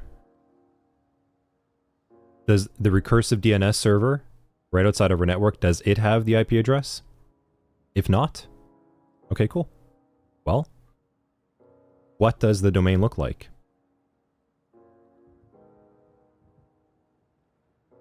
So our DNS server tries to resolve this. And it starts from the right side. And it says this is a .com. This is a TLD. Because remember, this is a hierarchy. You might think that it reads left to right, but it doesn't. It actually reads from right to left, and it goes, and the reason why is because it's a top-down view, like a tree view, the hierarchy. So it starts from the root. The root DNS server, what comes after that? .com. So now we're at the .com DNS server. .com says, okay, well, what is the sublevel domain? And then it says, oh, well, you've told me it's Google. So it's google.com. Now the sublevel domain at this point, if it says, if any of these servers, if the TLD server or any other servers that are containing google.com, if it has the IP address this time, it's going to provide that to you. Chances are that it doesn't. There's a good chance that it doesn't. So it has to keep on going until it finally hits what we talked about. This server, the authoritative DNS server. And this authoritative DNS server says, hey, yes, I actually have the DNS records for you that you're looking for google.com. It says, hey, I have the A address, which is 192.168.2.1. Your computer says, fantastic. And again, this is all through a chain of trust. And now the DNS is cached. It's stored. Your computer says, okay, cool. To save time, because that was a lot of work, let's store this. I'm going to store the IP address now inside of my PC in memory. I'm going to put it inside my browser, and my ISP modem might also store it too. So from now on, the next browser I open up, I don't have to do that again. And chances are I'm going to open up Google in another tab, because everyone has 50, 100 tabs open up Google all the time.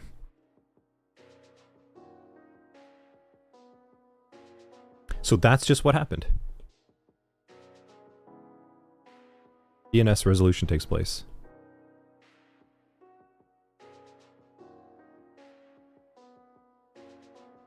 Google.com is equal to 192.168.2.1, and it sends it back.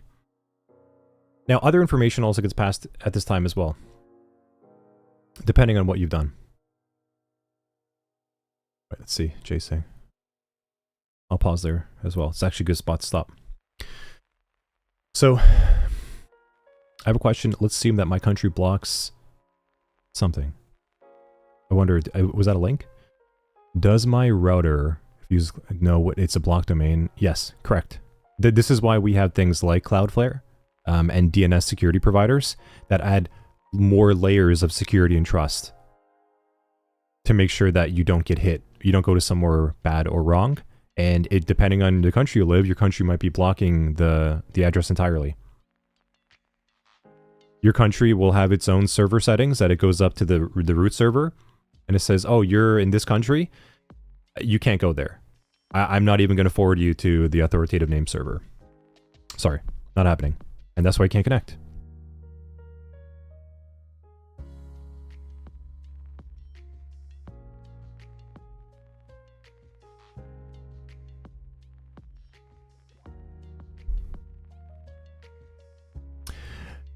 For that, Jay, I mean, it's going to, I don't know. It could really depend.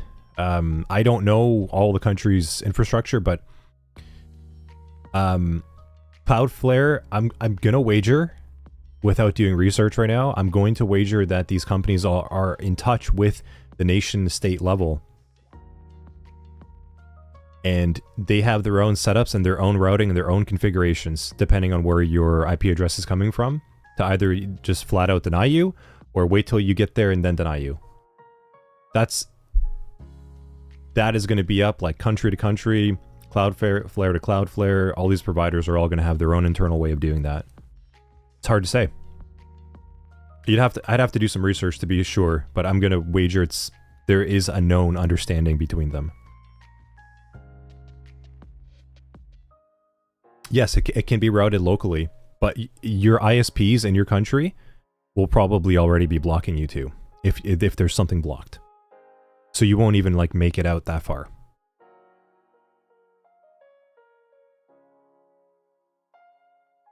But later, much later, you guys will learn about like tunneling and other proxies and VPNs and stuff and all those things. It's pretty cool. So, is everyone clear on what just happened on layer 7? Application layer. We're in our browser. We tried to go to google.com. We performed an HTTP protocol GET request to google.com. In order for us to get there now, we needed the IP address. So our browser stops and we start to perform DNS resolution.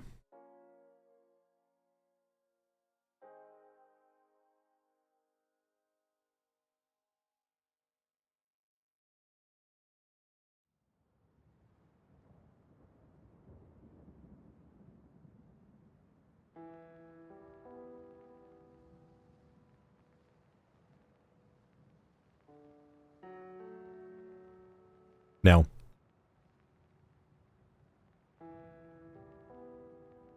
and moving on, we're going to go to layer 6.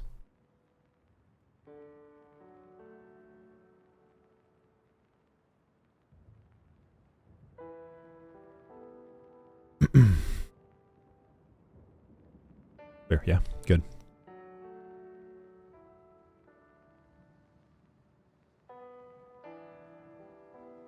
So now we're in the presentation layer. And this is where we talked a little bit about yesterday, where things we need to determine, do we have encryption or not? And had we made like an HTTPS request, we actually have additional things happen here, because HTTPS is the secure version of HTTP. And our browser sends out, I don't want to overwhelm just yet, but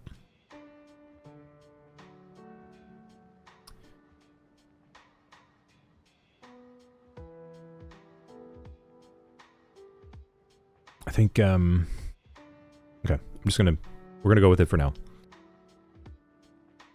So what's happening here is we want to create a, let's just say we wanted to create an encrypted connection. We're actually going to submit another request happening here. And this is actually called something like a client hello.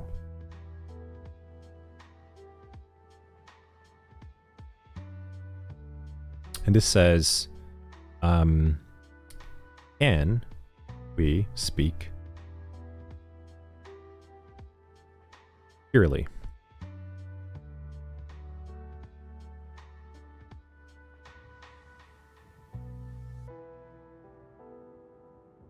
That's effectively what that's trying to say for now, until we get to encryption. And it's saying, hey, like, I'd like to create a encrypted connection with you. And it says, like, I know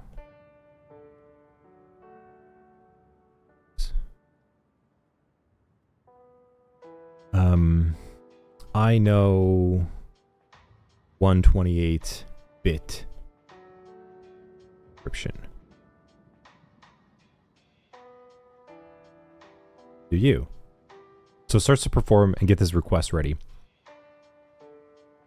And at this point, we've now been able to resolve the IP address, because like we know where we need to send it now. We've already obtained some records.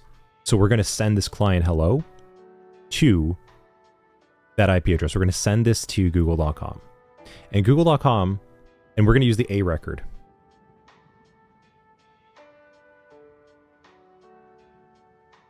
Okay? We're using the A record to determine which IP address we need to get to. And we're also going to get a lot of other DNS records here as well, like the CNAME, start of authority. All those records are coming to us within layer 6 to 7. And At this point, if we wanted to continue with encryption, which we'll talk about a little bit more later, we now move over to the next layer, 5. So we've initiated the idea of like, hey, I would like to encrypt all this, and we do this exchange amongst one another in the next step. So we go over to session. Because remember, it's a session. We're trying to create a session. And all what's happened now in layer 6 is we've said, hey, I have the A record now. I know how to contact you. Thanks, Jay. Have a good one. I have the A record. I know how to contact you. I would like to create an encrypted connection. Is that okay? So all that communication has been sent to the google.com servers at this point now. Now Google is going to respond. And now we're getting over to session. And this is where we actually start to set up this encrypted connection. We exchange some information amongst one another. And this is all encapsulation happening. Okay? Like these are all being packaged up amongst itself.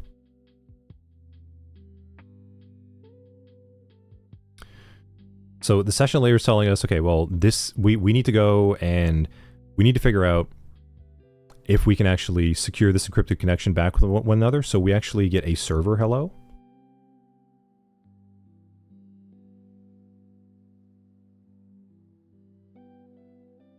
And it says, yes, I know 128 bit.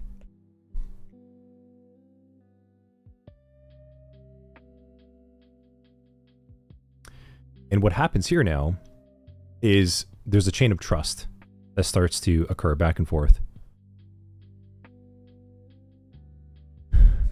DNS is done. Like we've already done our request back and forth. Nothing needed to be encrypted at that point. We got our address information on understanding trust with one another. So we have the IP address. We know how to connect to google.com.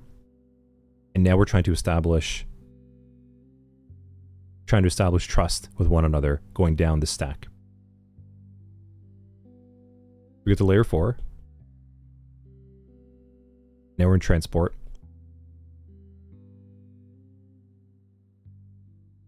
And what we want to create is called a TCP connection, because now we start to introduce some more protocols. And this was either going to be TCP or UDP. We're going to talk a little bit more about those after, but for all intents and purposes, a TCP connection is going to allow us to create an established connected session that is ongoing at all times. Like we have an acknowledgement. Part 1, part 2, part 3, part 4. Like we're back in the client server model. You submit information back to one another. And what we're trying to do is create something called a 3-way handshake. We're going to talk more about that too, but I want to expose now what that kind of looks like. We have client.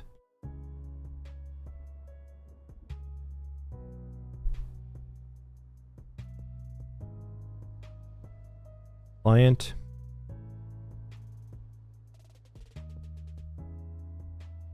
Server. Sets some flags. And remember, everything is a binary connection, so kind of like this. Just all like ones, sorry. 1, 0, 1, 0, 1, 0. So remember, it's all kind of like that. Yep.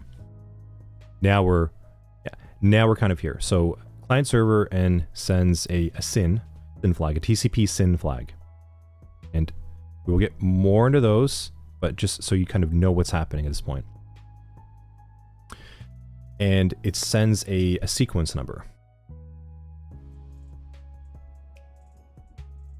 Let's just say for all intents and purposes 0, okay?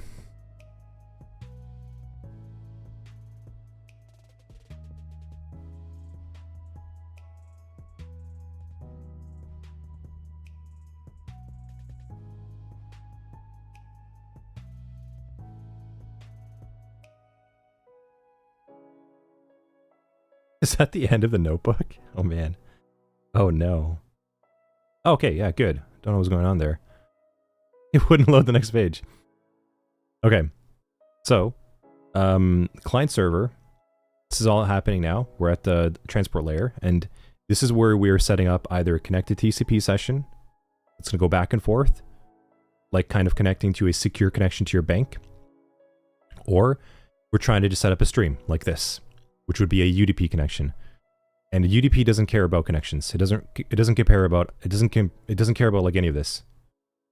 It's faster. So I can stream to you as a one-way connection, and I don't care if you get it or not. TCP does, and it creates these sequence and acknowledgement numbers. So now the server responds back to the client,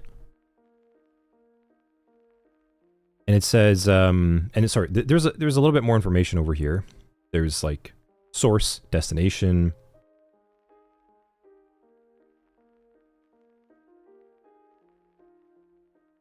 source port, destinations port, yep. All that stuff. We are trying to agree back and forth at this point in time. So there's source and destination information going on this time. Server client responds, and we're going to look at all of this inside of Wireshark together. We're going to go like packet by packet, but I just want to walk you through at a high level for now what's kind of going on. Server responds back to the client, and it says, okay, well, let's agree. Let's agree that sequence number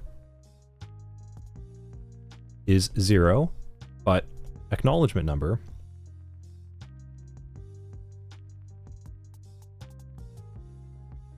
is equal to 1. Just go with that for now. 1. And it sends a SYN-ACK, TCP SYN-ACK.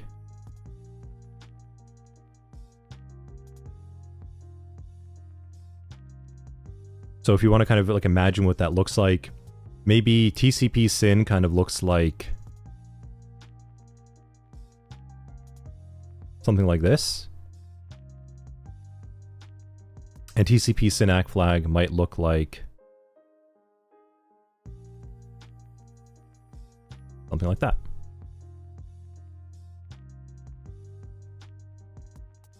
So this is kind of what's happening. And then we have the client say, okay, cool, I got it.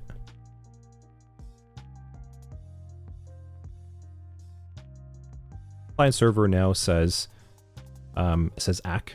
And this is just a bump up in the sequence. So sequence is now 1. And acknowledgement is also equal to 1. So you can see how there's like a sequential pattern happening over here. And we send TCP ACK acknowledgement. That might look like that. Because remember, it's just like a binary stream of data.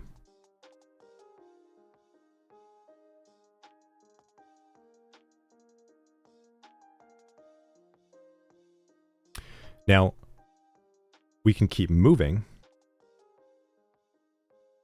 So our double is saying, yes, exactly. That's where it occurs. CI, so UDP doesn't verify because it only cares about speed. Correct.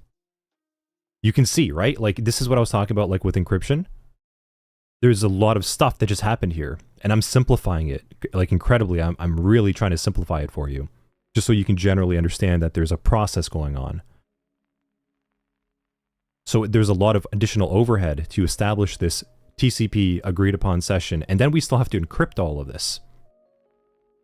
Once we can do this, throughout this process, there's a key exchange, which we'll get to much, much later, to ensure that we can encrypt communication back and forth with one another. But we've effectively now moved. We've said, okay, I have your IP address. I know how to connect to you. We've agreed on encryption. We have our sequence and acknowledgement numbers. We can now create a session back and forth with one another, and we're going to encrypt it so no one else can read it. So we go to network layer. And the rest of the communication effectively happens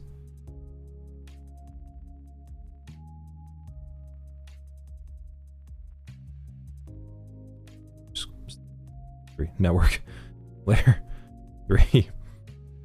So now we just have a very minimized version of this encapsulation going on.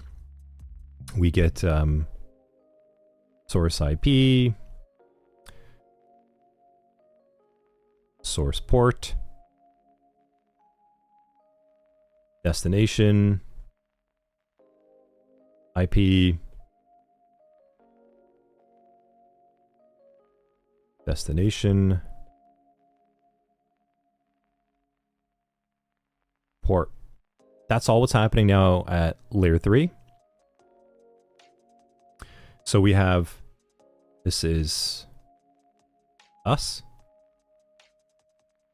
And this is actually going to be, eventually this is going to be Google. But for now, this is actually, it's going to hit your ISP modem first. Remember how we talked about how that demarcation point, the boundary, where your modem, that node sits, like you have an ISP router, switch, or modem. That's what you're actually going to hit first, and then it'll be more of this. So, like, eventually, let's just say this is going to go to Google for simplification.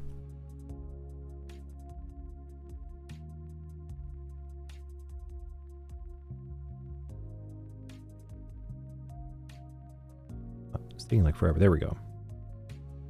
Oh, I see. It's the way the gesture works. Okay.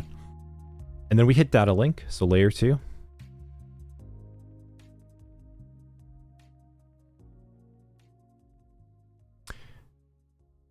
And now we actually get the MAC addresses involved.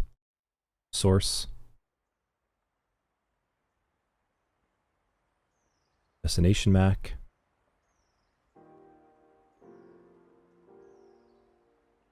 And the MAC address can look like something like 00, 01, AE, FF.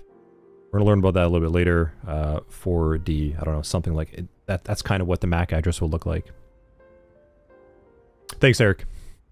Yeah, see you next weekend. And then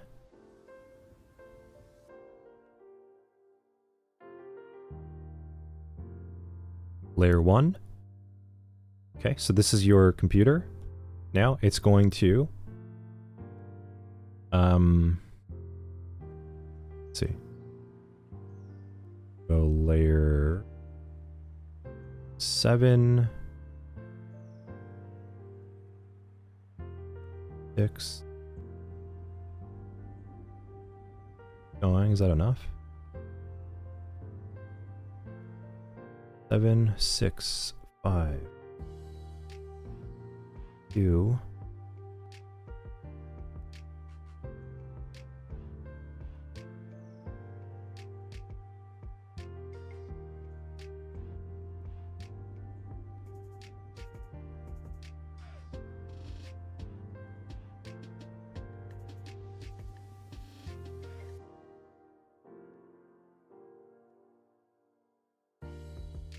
Layer 1 is going to package all of that up, and you can see how it's kind of like layered all together, because this works downwards. We started right from the top at layer 7, and we went with our browser to google.com. We performed an HTTP protocol GET request to google.com. We didn't have the IP, so we performed DNS resolution, which it stops right here. Like we're not actually going further. We're trying to go through the 3 steps of DNS. We do a local lookup. We do a DNS server lookup. And eventually we get to an authoritative DNS server. And that is all because of this. We're trying to determine where in the hierarchy we need to go up to determine who has the IP address, which is a DNS text record. We're trying to get the DNS-A text record. Oh, sorry, the DNS-A record. And then we're going to cache it. And then we can continue with everything else. We can now decide whether we wanted encryption or not. And we start to say, hey, here's a client, hello. I want to speak 128-bit encryption. I have the A record to contact you. That must be you. Layer 5, we agree in this session now. Server hello comes back, says, yep, I know 128-bit. Let's do this. Let's start to encrypt communication with one another. And then we perform, if we want to create a TCP connection where it's actually a TCP like a bank, you log in and you log out and you do stuff. Or if you do a stream, you'll do like a UDP stream like this. It is streamed to someone. And you don't do this three-way handshake. So the TCP connection says I should do the three-way handshake. UDP equals no. No handshake. If it was UDP, we just move on. But TCP requires this ability to set up a sequence number and an acknowledgement number. And it goes through sending these TCP flags that kind of look like binary values going up, down, up, down. And then once you agree on that, we can continue with the rest of communication now, just packaging up data and putting it with the layers 3 and 2 to the destination, and your computer will encrypt it locally, and the server will decrypt it, and vice versa.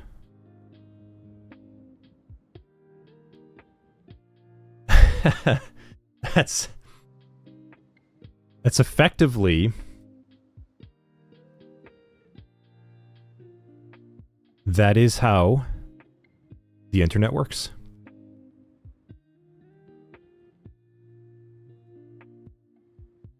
Was that... I tried to go slow. I know it's a lot. But was that generally understandable? You don't need to... You didn't need to fully understand it if you're new here. And if this is a good refresher for you, great. But generally, that is the flow of how the internet connects back and forth with one another, like endpoint, computer to computer.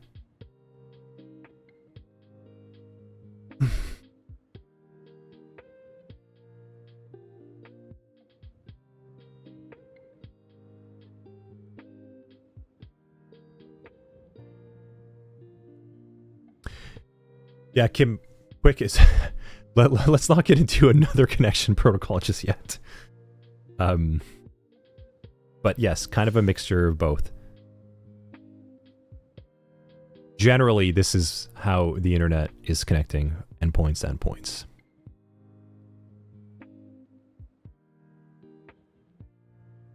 That's crazy to think about. Like, that's how it's actually happening.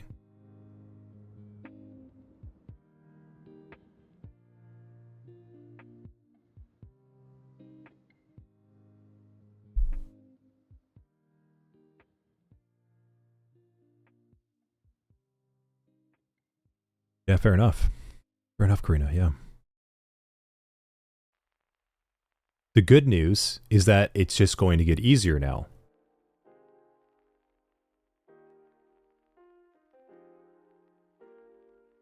Because, yeah, it's a bit of a steep curve, like starting to conceptually put all this together in your head. And thinking about, and after this, it's just a matter of getting more exposure and experience to things happening along this process, which you'll be doing in the labs.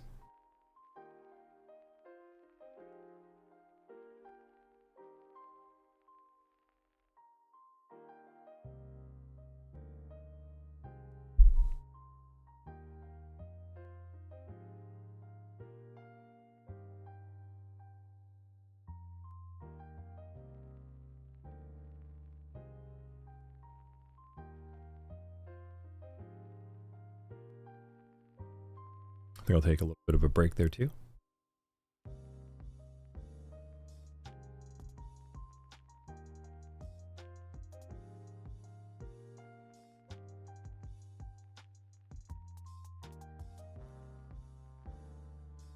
Does anyone have a question on that though, before I kind of break there for a little bit? Was anything I can do another like high level, kind of just talking through it?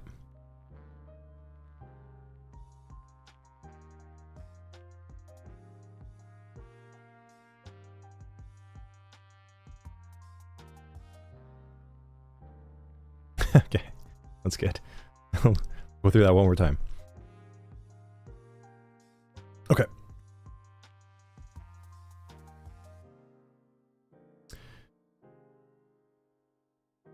Yes. So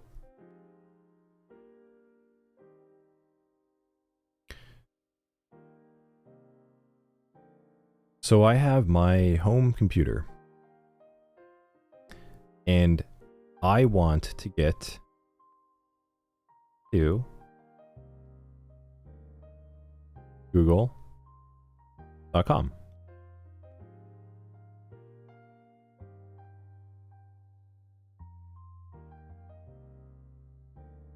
My computer doesn't understand what google.com is.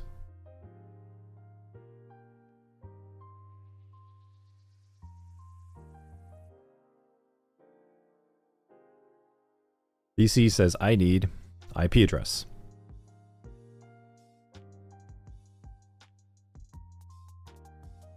So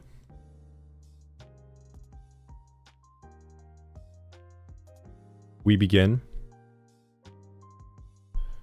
DNS resolution.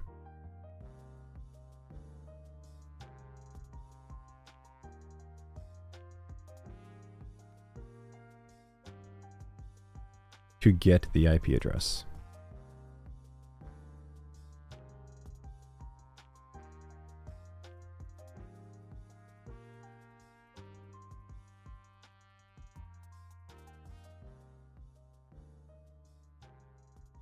My computer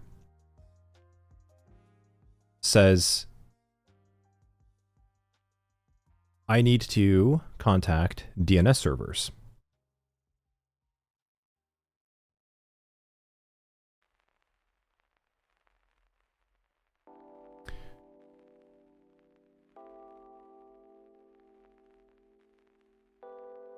And the DNS servers provide the IP address for google.com in the format of something called an A record.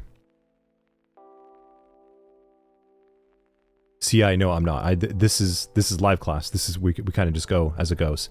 This content's all there, but I'm just carrying it out in a different way, more so on the fly, make it make more sense.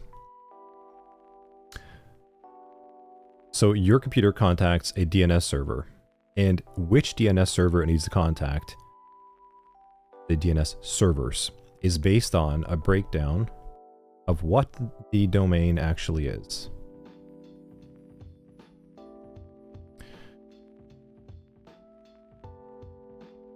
This is the TLD, this goes to TLDs DNS servers. This is the second level domain. And this may go to dedicated DNS servers, depending. And this is a subdomain.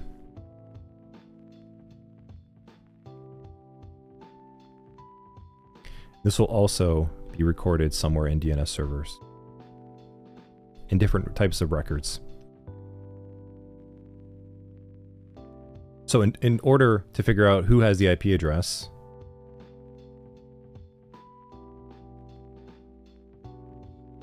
your computer has to go to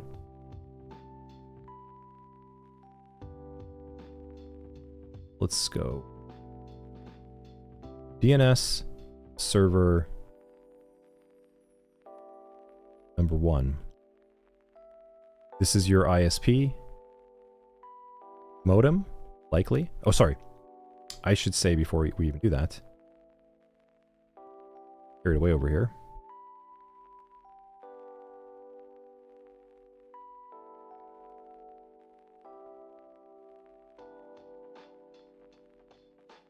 Says, do I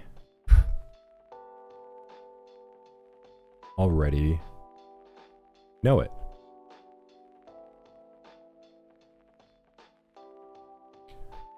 Check memory.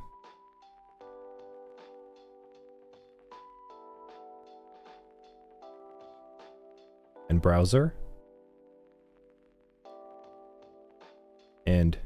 hosts file.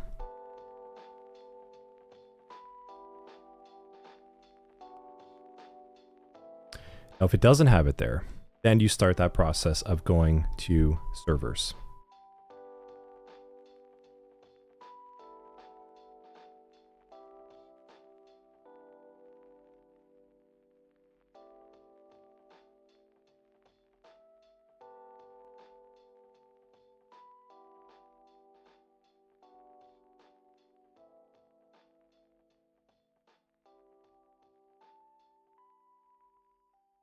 And this could be your ISP modem, or it could be another DNS server that might already have that information cached for you.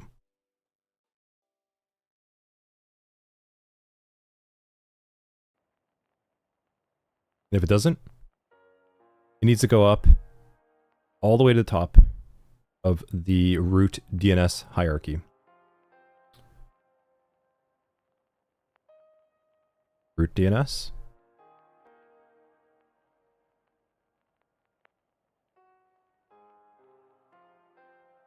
TLD, DNS, and so forth. There will be many DNS servers. These ones are more officially named, and then you can have multiple ones in between depending on your ISP and a lot of other factors. But it'll continue to go through those DNS servers. If any of them have the information cached, great. But chances are they don't. So it's actually going to hit a final server. That's called the authoritative DNS server.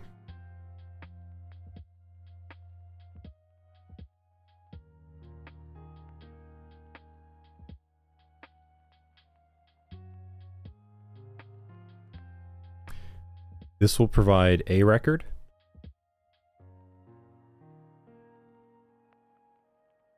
with IP address.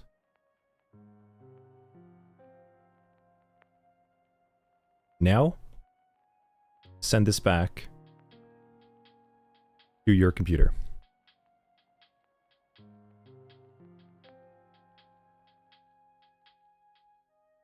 That's the process right there that happens in the beginning.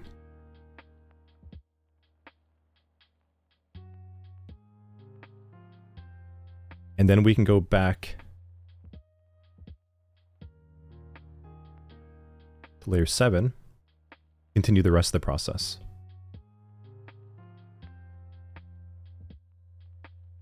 That is what happened here. Cool, huh? And then we start going down the OSI model itself. Layer 6 is the presentation layer where we start to discuss security settings. And we send a client hello message. We send it to that A record that we've got. And the client hello is you. You're the client. Remember the client server model. And you are saying, I would like to speak encryption. And just for simplicity, I'm going to call that 128-bit encryption. I'm going to say, I know 128-bit encryption. What do you know? Layer 5 finalizes that understanding. Server hello. So the server responds back to you. And it says, hey, I actually know 128-bit. Let's create an encrypted session. And let's encrypt which is the first piece of data you want to send, the second, the third, the fourth. Like let's create an understandable session. So your computer says, well, we can do that in two ways. Does this really need to be encrypted? And if not, well, you know what? I've changed my mind. I'm just going to go and create a UDP connection to you, and I'm just going to send you my Twitch stream. But I don't really care. So at that point, the server would be like, cool, we can move on. But if you as a client said, okay, well, you speak my language, I speak yours, we speak 128-bit encryption, then let's create a TCP connection.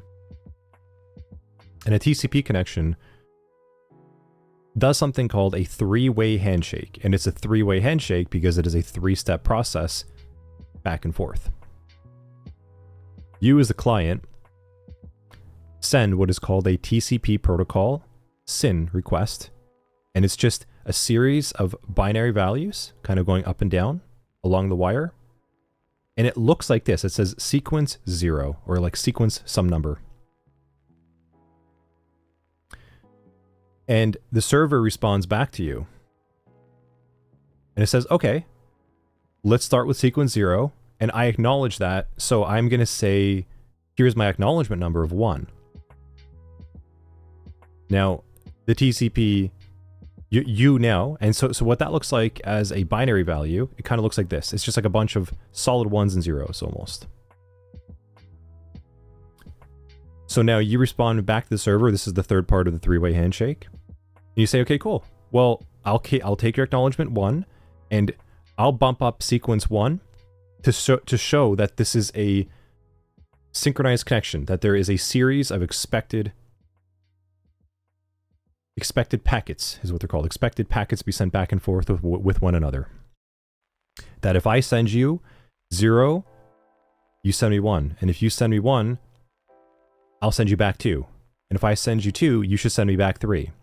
So we're now agreeing on these numbers, that they should always be incrementing by 1.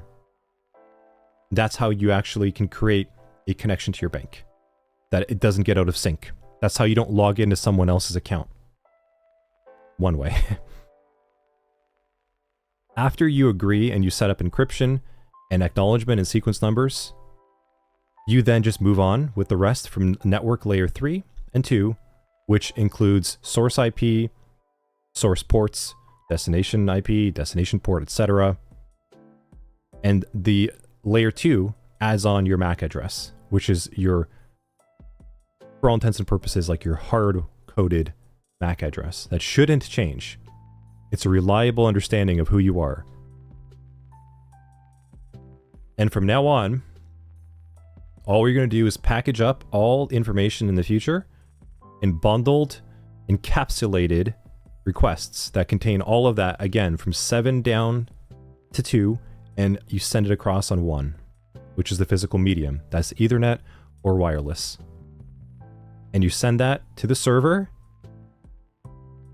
and it all comes back the same way to be decapsulated.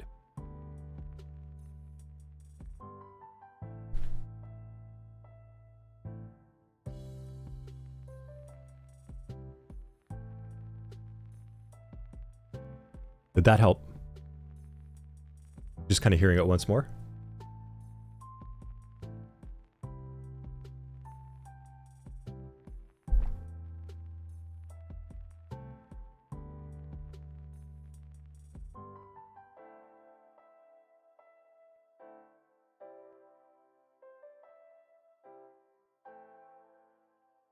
Perfect. Good. Good. Like I said, it's going to just keep making more sense now. We got through like the biggest chunk. That's good. Good to see. That was helpful. At this point now, moving forward, all we need to do is get a deeper understanding of each specific thing going through this process. And then we're just going to be able to understand it better. But as a process flow, this is it. It's not really going to change anymore. Now we just need to kind of zoom in to different areas and get a deeper understanding of how they actually look. And then you're just going to love networking more and more. I don't know what to tell you. It's pretty cool. It just goes real deep. It goes real deep.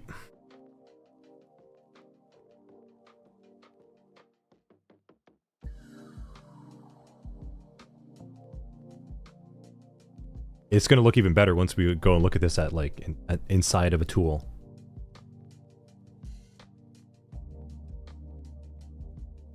Cool. Okay. Let's take a little breather. 5 to 10. Come back. Do the last little chunk.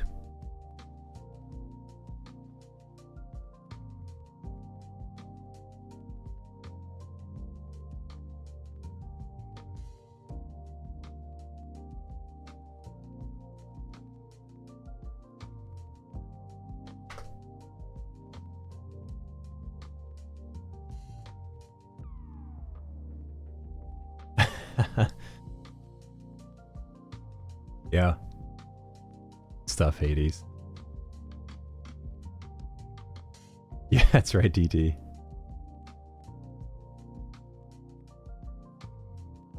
Can you get the ASCII file name of torrent from the challenge? Oh, let's not talk about the challenge just yet. Let's reserve that over a little bit after, you know. But yes, DT, it's hard. It's hard to not get excited because this is just about to get even like more interesting.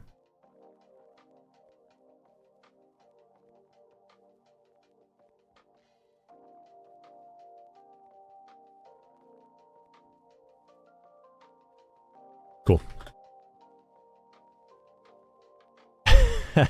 Sounds good. Alrighty, let's take a breather. Let's take a break. And we'll be back. We will be back.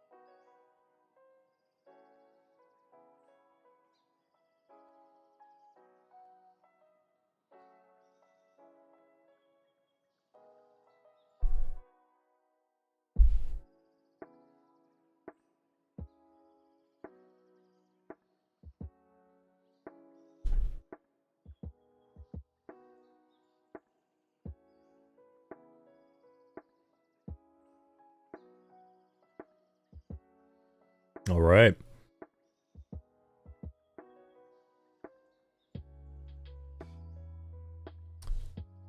Let's do this.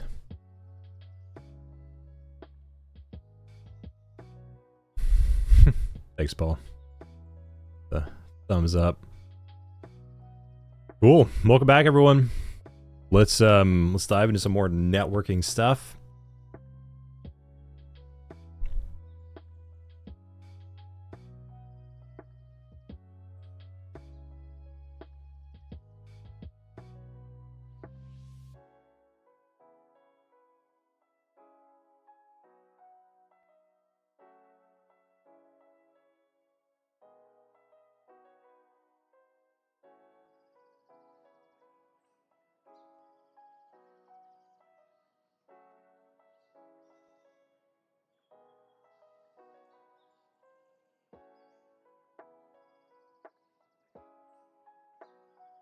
So I think the last thing we can maybe cover in today, this is a lot to go through. I think the TCP and UDP side of things might be good to talk about.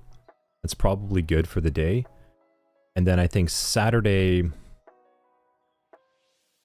this is called Noteful, Karina. Actually, I'm liking this a lot.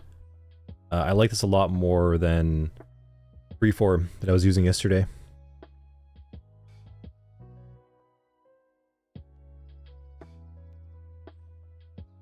Yeah, it's got a lot of neat tools.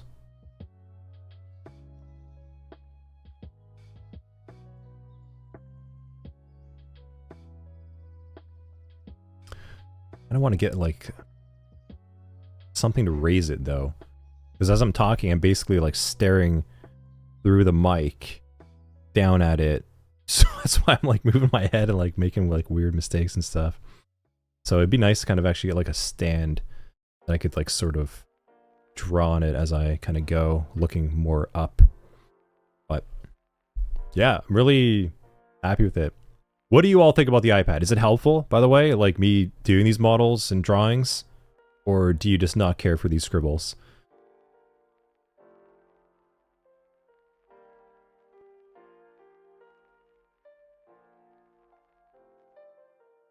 Okay, good.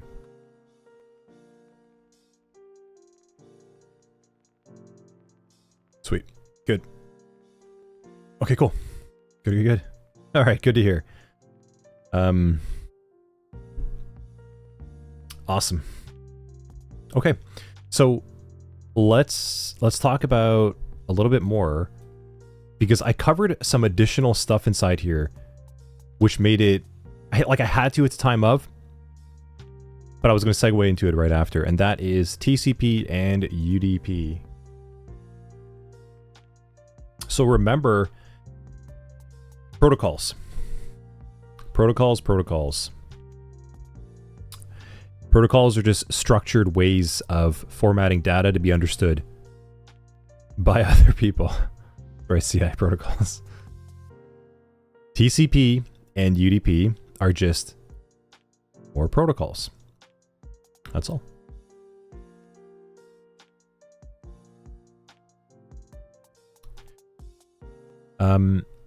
Now, more officially, I kind of like the name is good, you know?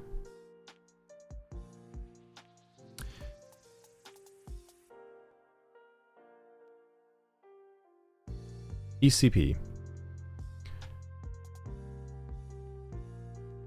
Transmission Control Protocol. B.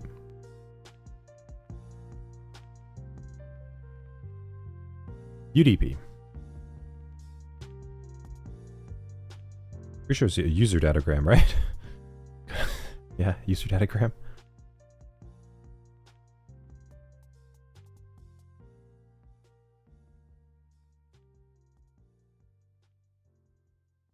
UDP. One way to think about this. Yeah. Yeah, that's like, that's what I said. Thanks, Karina. Like, I wish if this was like, if I was like in class and you're all there, I would have like a blackboard or like a chalkboard. I'm kind of like going as I talk. Yeah, that's pretty much it. TCP is FedEx. Get confirmation. Honestly, UPS is, yeah. Wait, you have USPS. I thought they said UPS. So UPS here in Canada, same thing. No guarantee. I totally agree with this. TCP is FedEx. FedEx is pretty good.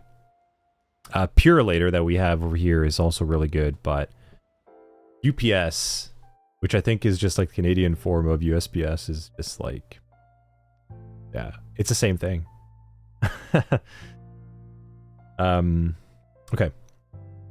So there's a big difference between the two of them that I mentioned, walking through the OSI model. And TCP is effectively, that's why it's called like a transmission control protocol.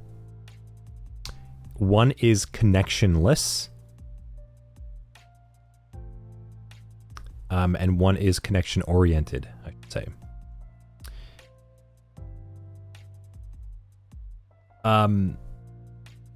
So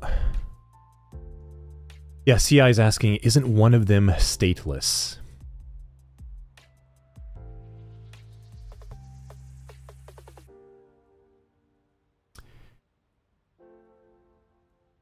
I mean, this is a bigger question. It's a bigger question to think about here.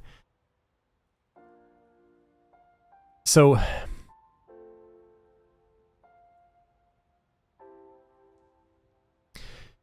HTTP in and of itself that we connect through the internet is entirely stateless.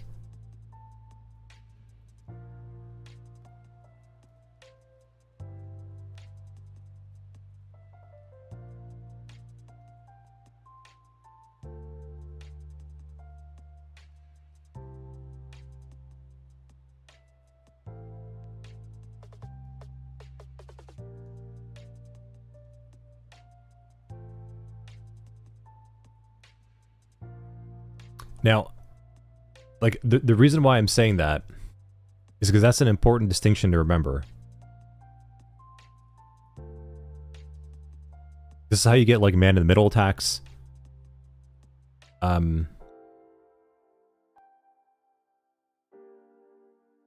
TCP is...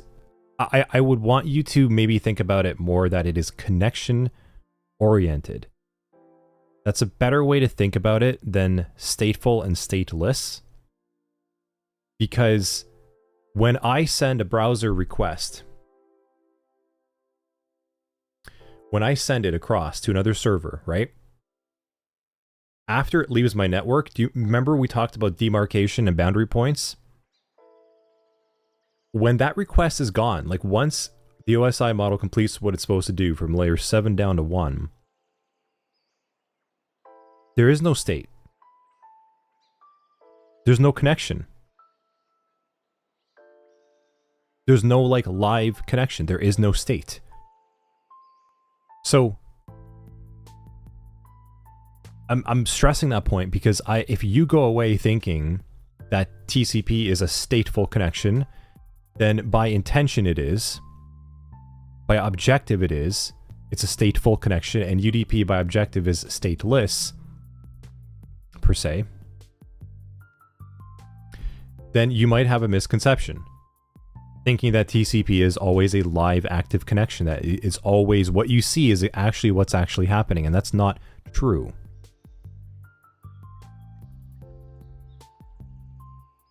So, yeah, I think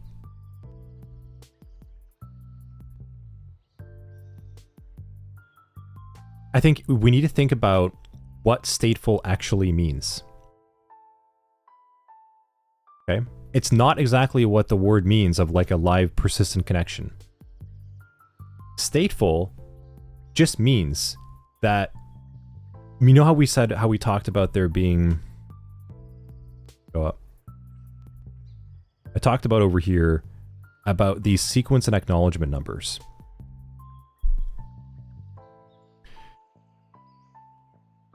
That is the best version of what we can come up with and create of a stateful connection. That means that sequence 0 should then be followed by statement 0, 1, which should then be followed by statement 0, 1, 1, and then 1, 2, then 2, 2, then 2, 3. Like, that's how that should look. That is a stateful connection in that regard. That means that it is effectively, at any point in time, if you were to grab any state of that connection, you would understand where things are supposed to belong. And that is what stateful means. And that's why I want you to think about it being a connection-oriented type of protocol. Because it means that in order for the protocol to be working as the way that it should, a connection has to be established. And if you were to just think about it being stateful, like, hey, I could grab like random states and put it back together, that's not going to work. Because we talked about things like time to live and expiration and refresh.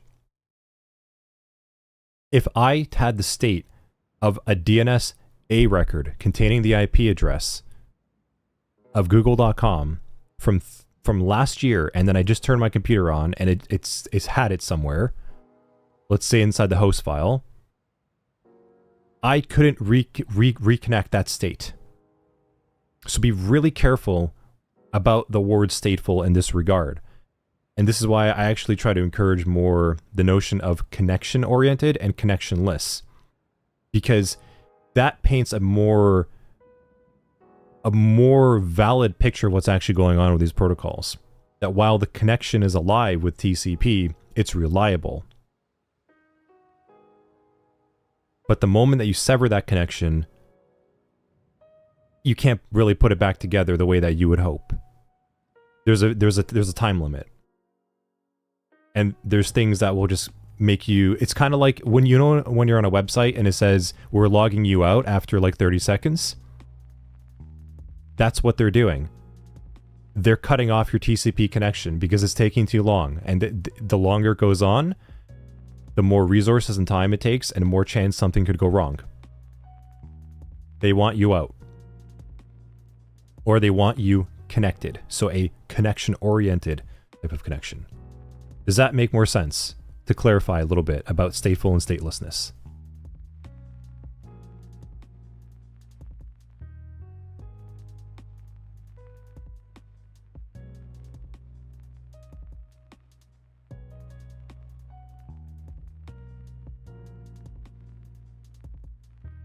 Yeah, good.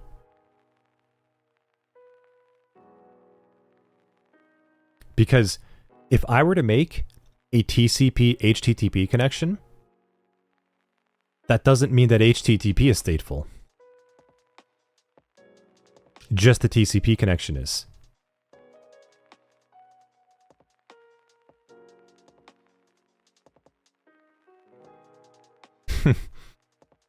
One HTTP request is completely independent of another. So, good. I'm glad that you're starting. I need you to kind of think around that context. So, let's go back to this. TCP effectively being, it's connection oriented. It is meant to be established by creating a three-way handshake that may or may not be encrypted.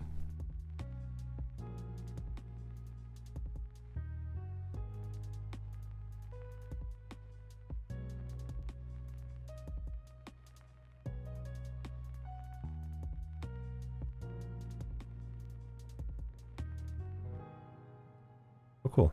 Okay. That's better. I can go back and forth now. I was wondering how to do that. Nice. Okay. So.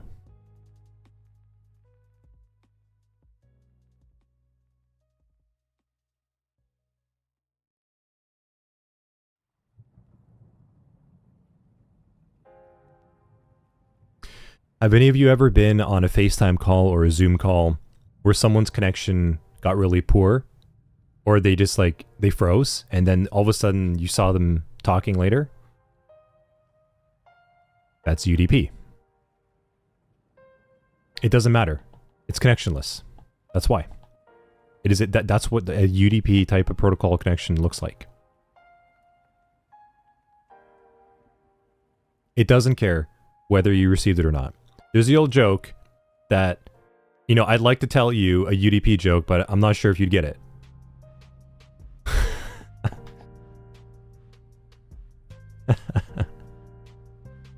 Wah, wah, wah. That's little humor for you.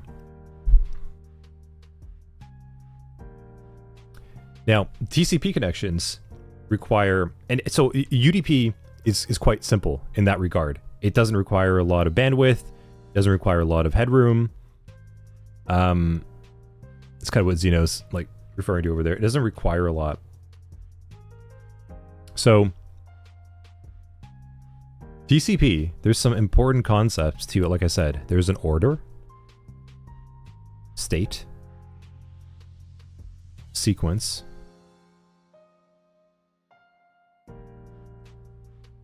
trust. Trust is big in that regard. And a TCP connection starts with the three-way handshake.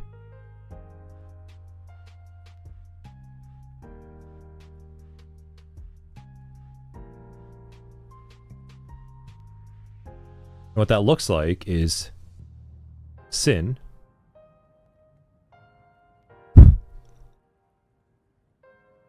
SYN-ACK, ACK. So in this case, we have client, server,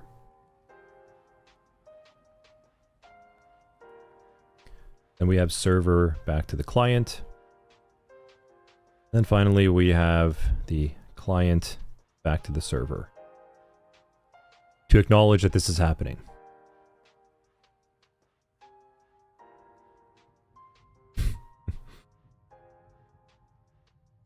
Don't many smart home devices use UDP, which is unsafe? UDP in and of itself isn't unsafe. It depends what you're broadcasting.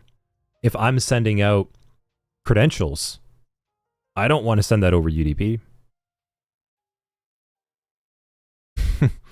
Something like that.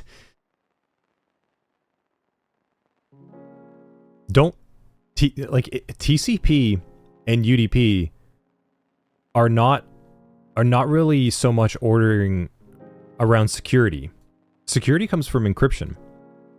And part of encryption is understanding sequence, like what should be coming next, and order things. That's why typically you're going to have a encrypted TCP connection. But you could have an encrypted, you can encrypt UDP.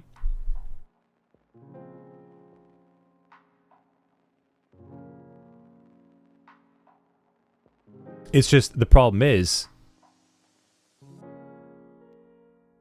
how are you going to ensure that whoever you're sending that UDP connection of stream to, or whatever, is able to decrypt it, and that someone else didn't get the information along the way to decrypt it? And that's where TCP comes in. So TCP allows you to create a connection-oriented session whereby you can then exchange the keys necessary with a reliable pattern back and forth. And then you can then connect through encrypted connections because you both have the key to decrypt it, which we're going to learn about later. But you could certainly set up a TCP connection to exchange an encryption key and then just stream UDP through an encrypted connection. You could do that. Why not?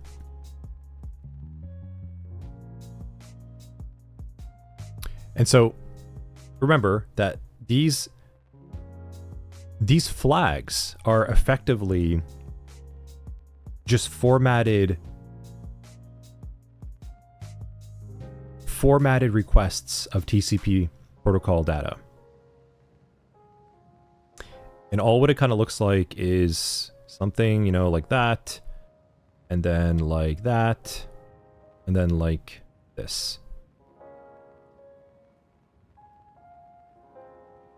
That's it. Kind of back and forth. They just send a signal back and forth. Like, okay, cool. So this should be like 0. This would turn out to be like 0 and 1. And then this turns out to be like 1 and 1. And this is made up of those two values. So it's just a sequence, it's just an exchange. And a way to think about it would be like,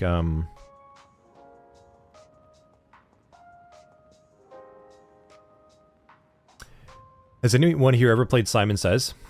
With that little game where you press like the buttons around it, the colors? Yeah. Yeah. Okay, it's the same thing. That's like what a TCP connection would be like. Just like it has to be in like that sequence. And you're expecting that pattern. And if you don't, it breaks.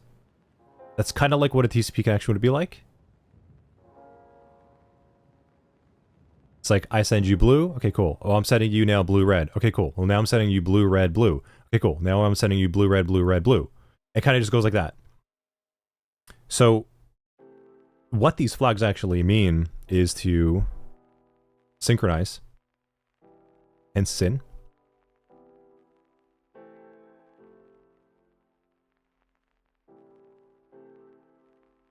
And then we have acknowledge.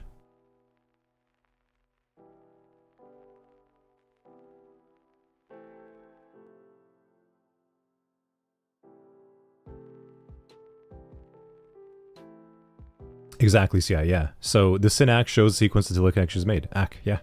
So synchronize, acknowledge, acknowledge. That's how the computers are speaking to one another. It's like, if I'm the client, I'm like, hey, synchronize. Server says, synchronize, acknowledge. Client says, acknowledge. That's it. That's all what's happened there. And then they trade some numerical values to keep track of that for you so you don't have to remember it.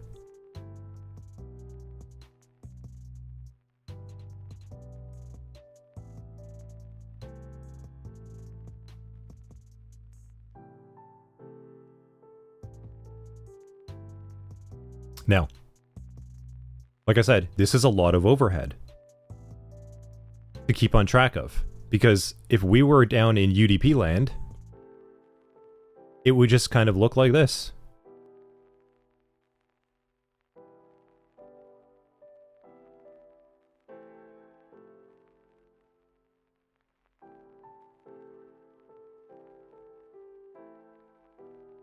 All the time. It's either going to be 1 or 2. And these aren't the same. It's either going to be the client sending the server or the server sending the client. Very quick. Very simple. There's no flags being going back and forth. There's no numbers to keep track of. And this is important to understand as we start to look and figure out like what these protocols are doing and why.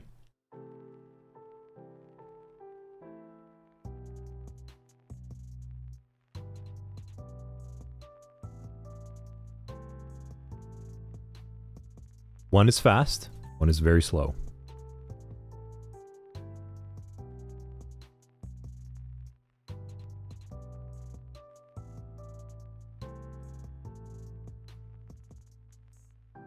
Does that make sense?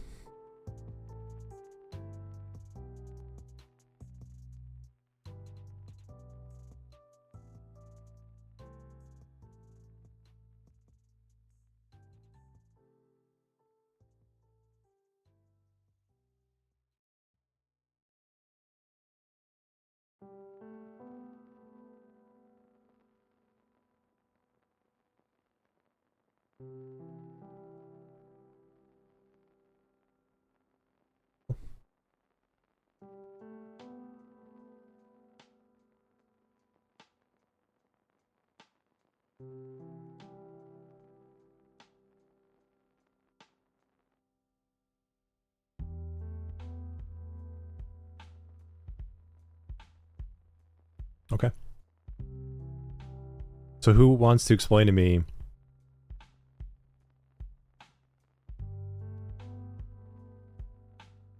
yeah, TCP and UDP, I would still say that TCP is hard to exploit. Yeah. TCP, I mean, not necessarily. TCP in and of itself is not hard to exploit. If I was on a network with you, and you try to create a three-way handshake with me, typically the three-way handshake, the TCP portion, is not going to be encrypted. And it doesn't have to be. Again, overhead, cost. So you're going to send out, so you're going to be like, hey, I'm Hades. I want to sync up. I want to sync up with a server. And you might send it. But if I am on the network and I can capture that request first and be like, hey, I'm actually your server. Here's my acknowledgement number. So I'm going to send you a SYN-ACK back with my acknowledgement number. If I were to able to get in the way of that, your computer would never know the difference. It would then trust it. It would then send back an ACK, and then we would do our client hello and server hello and exchange encryption. And then from then on, I gotcha.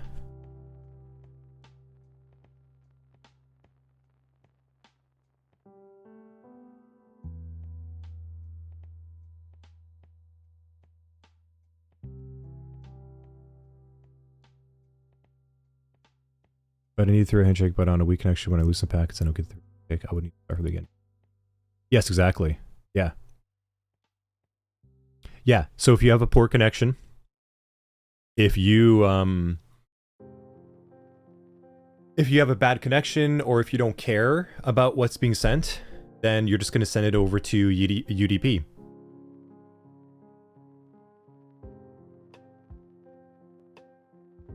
So here's something for you to think about.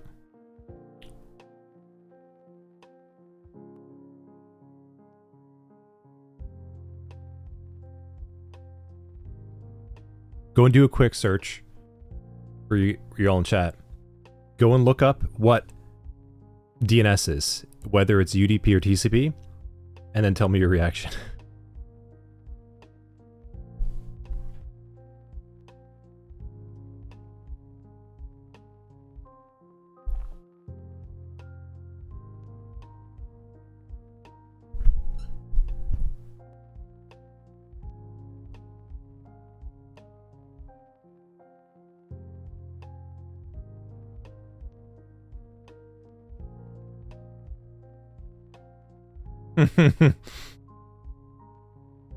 Yeah.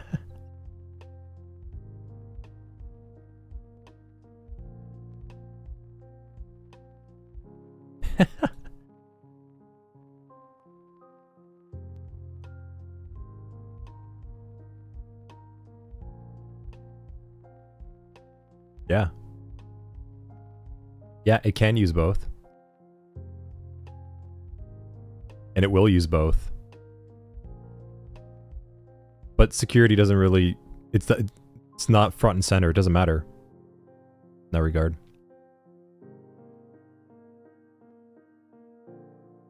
Yeah, exactly. Yep, maybe, yep. Yeah. So there's an interesting thing revealed. UDP has a small size. It doesn't carry a lot of weight per packet. It's meant to just be fired off quick. That's why you can stream. That's why you can push out quick things, quick updates. It's a small packet size. Boom, just shoots it. Done. TCPs, when things start to get larger, we need to throw things into TCP segments. So it's not just three-way handshake related. And that's what I want to stress here, is that the three-way handshake is necessary to establish a state or an order. You want another protocol on QUIC? We'll get to that in a moment.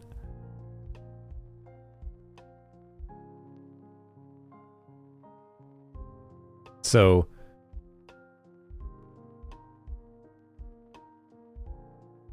yeah, it's like I said, it's not just so much about having state. There is more to consider over here.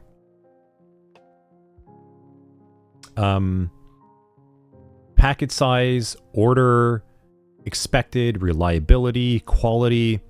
That's when TCP gets involved. UDP will get involved when we don't care about those things.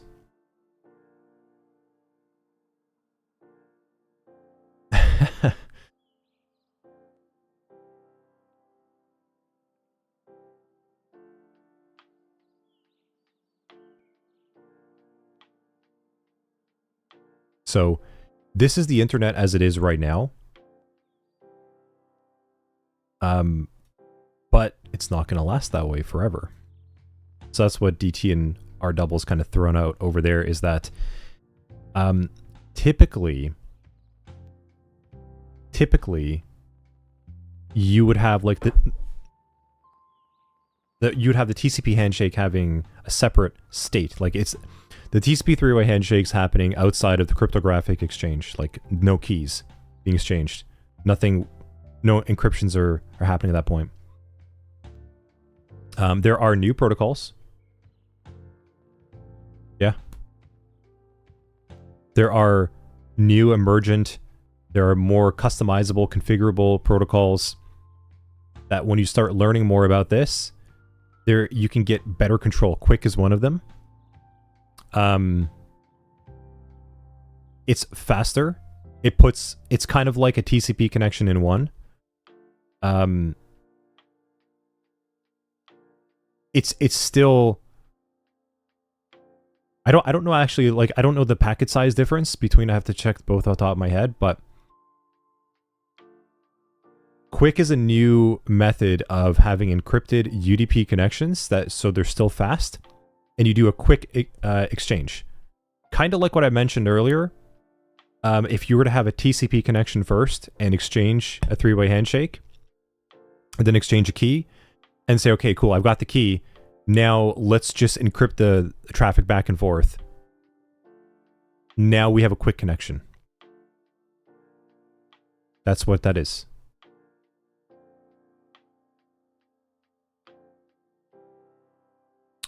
That's coming. That's more of like the more future of HTTP. However, still again, like, do you need that all the time? Like, we don't need to encrypt this Twitch stream, do we?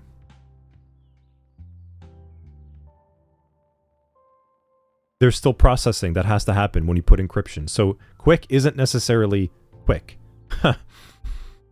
in that regard. It just combines the importance of encryption if needed on a UDP connection.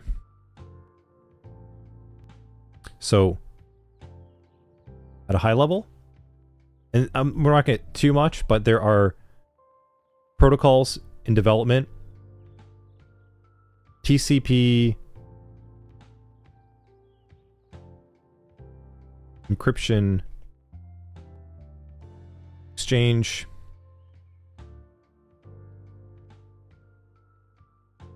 then stream via UDP. At a high level, that's what you're doing with QUIC.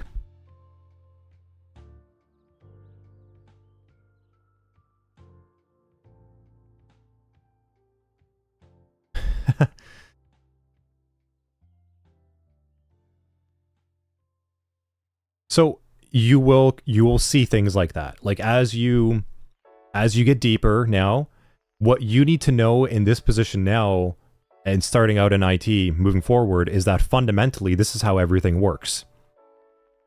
Like at its most basic fundamental level, we have connection-oriented protocols that require some type of sequencing, and then we have connectionless protocols like UDP that don't care and just push data out for all the benefits that we talked about. Now you can customize them, you can add more improvements to them, change them up and create new protocols where they sort of mimic or act the same way. There's always going to be pros and cons, but fundamentally, as we are on this OSI model, we're using this. Yeah, DT, we just talked about previously the SYN-ACK and sequence and acknowledgement numbers for reliability, ensuring that the message is always in the same order. Yeah. But fundamentally, that's it. So this is why it's so important to really like understand how these layers are working and why and where DNS is involved. Because now, if you noticed, we just talked about QUIC fundamentally just being a combined version of TCP and UDP. You see how it's not necessarily like new knowledge, it's just putting knowledge together to understand a way that something could work. Simplifying it, of course. So we're finally getting a little bit over the hurdle of like, okay, we don't need to really stuff as much new things in the head. We can start to think about what we know and come up with creative solutions.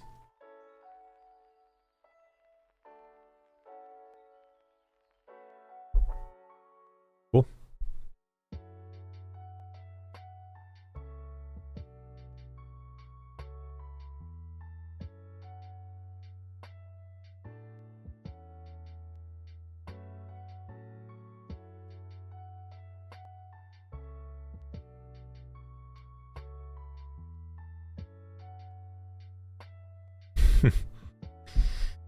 Oh man, we've got IP addressing to do next week. We're gonna have to save that for next Saturday. And subnetting. Subnetting. Big one.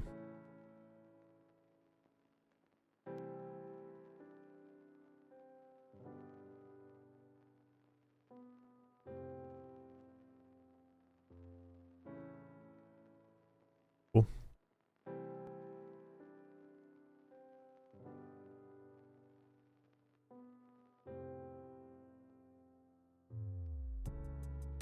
I think I might do like a light intro to it, and then we'll cut it, because this was a huge chunk of knowledge to take in. So next Saturday, we're going to dive more into IP addressing.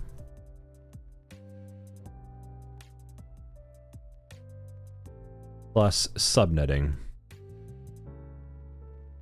As you can see, this networking book is starting to really fill up over here. That just keeps going. How much did we cover today? Jeez.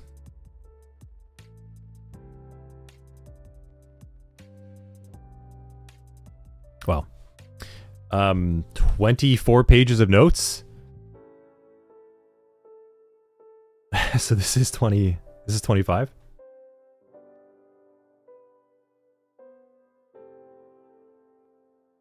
Yeah, subnetting is a DLC. Subnetting is not even DLC, it's like the sequel. It's oh man, subnetting is gonna be that's a big one. So an IP address and MAC address. We should clarify that a little bit more before we hop off for today, because we've talked about it quite a bit and we can get into how it all is structured. But let's talk about IP address first, right? This is layer 3. It's a layer 3 address to find one another on the network. And the reason why it's different than a MAC address is because it has a very finite space. Remember, IPv4 is limited. I think it was like 8 billion possible addresses. We've well surpassed that. So IP addresses change. They are code. They look like code. Right? So 192.168.2.1, or rather, let's go .1.1, just for sake of things at this point in time. This is actually a 32-bit address. Yep, we're getting back into binary and stuff. Remember when I mentioned that effectively everything in the computer is signals of 0, 1, 0, 1, 0, 1, 0, 1, 0, and etc.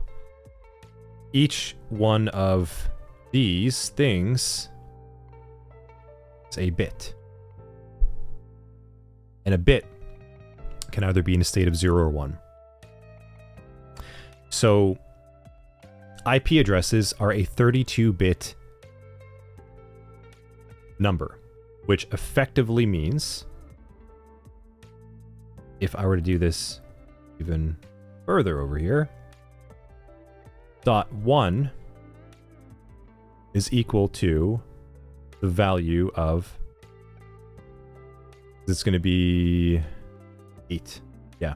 0, 0, 0, 0, 0, 0, 0. Not digit 1. Yeah, 1.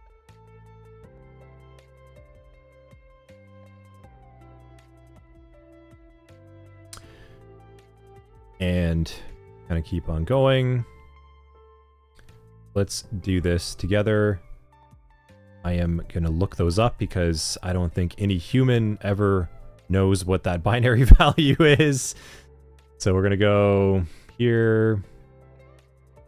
Binary value of 192. Okay. We got 1 1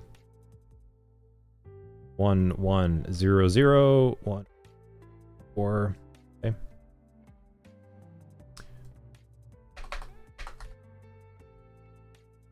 No. Let's see. 6 1 6.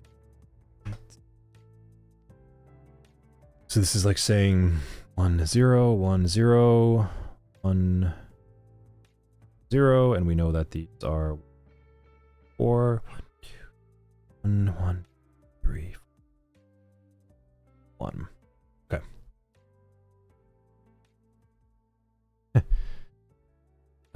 So this on the wire looks like this. That's slower.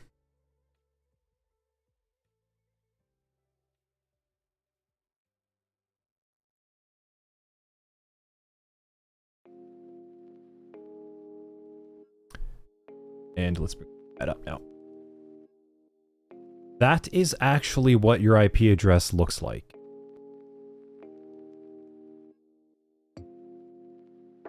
Yep. Welcome to next weekend. As you can see that this is a 32-bit address because this is made up of 8 bits, 8 bits, 8 bits, 8 bits. Last I checked, pretty sure 8 times 4 is 32. And if you were to try to make every possible combination of values out of here, you would get an address space of possible IP addresses. And that's how you find out there is a device on your network that gives you this IP address because it manages this for you. Imagine you had to manage this. This value, this IP address, could theoretically go from 0 to 255 dot 0 to 255 dot 0 to 255 dot 0 to 255, anywhere in between. That's a lot of calculations. In fact, if we were to go 32-bit address max. I mean, that's a lot. Max number of IP addresses, of IPv4 addresses, like I said. Okay.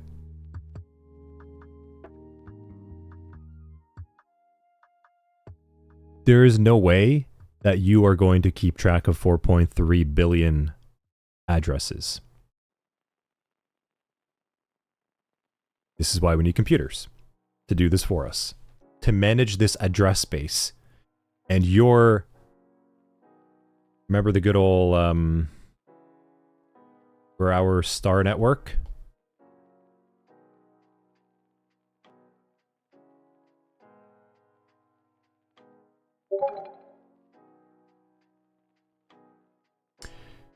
This ISP, router, switch, whatever it may be, we'll talk more about those.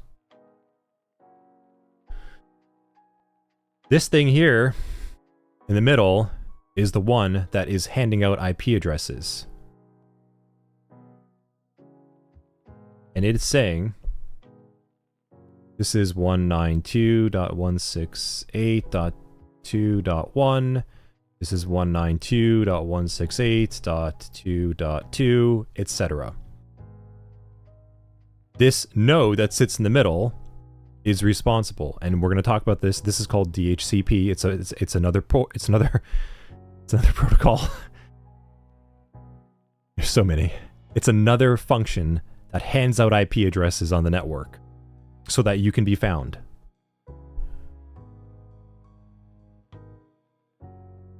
This is where IP addresses come into play.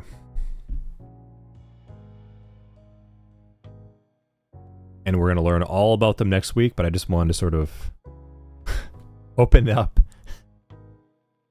because I think a lot of the students are going to be rewatching a little bit of these videos until next weekend. So I'm going to give you time until then. The good news is we are getting close to lab territory. I know. I want to get there too, but we will get there. We're actually going to be... Here, let me go through this. Like, we are going to be on the command line, and we are going to be going and finding our IP address. We're going to be doing this stuff soon.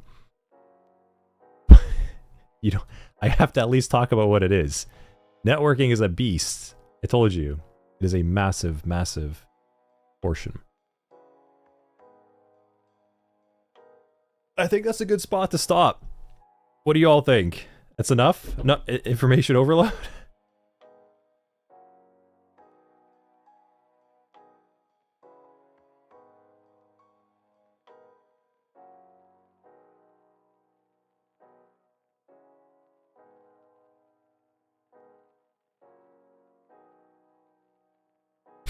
Yeah, exactly. I think it's a good spot to stop.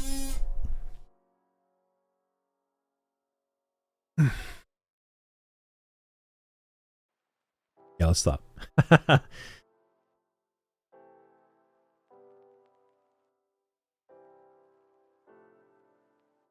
Yeah. Yeah, good call, KS. I think at this point, honestly, you've already been through enough that you could probably just start trying to go through the labs and you're going to start seeing that they make sense. But at least conceptually and process flow wise, I think we've made it clear. Yeah, thanks, Karina. Getting better with my my drawing skills. Hades, yeah, bits and bytes look complicated, but once you understand how much 8-bit can be, it will get easier. It is true.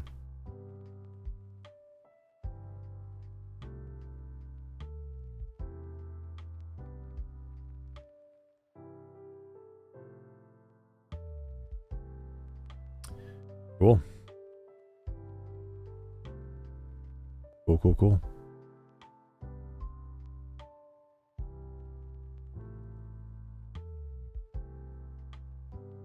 You know what we're doing here, DT?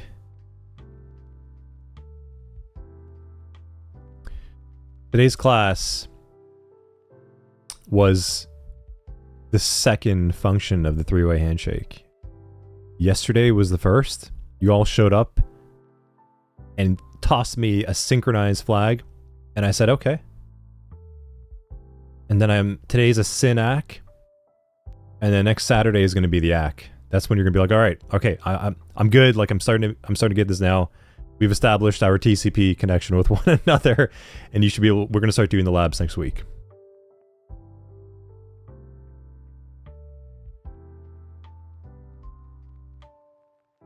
Yeah, Duke, the labs are streamed. The labs also, just so you know, and everyone, the labs have videos and steps inside the course, but we're going to do them together so that I can explain things as we go additionally to things. But the labs all actually have content for you to do.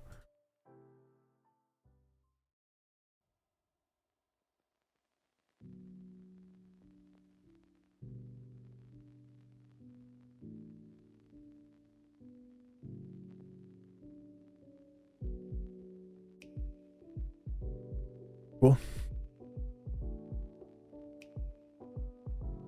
We're going to do the labs together as well next weekend. Each lab we're going to walk through.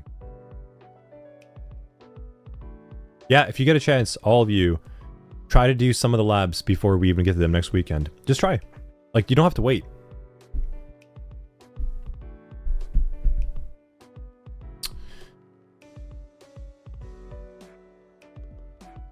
Yeah.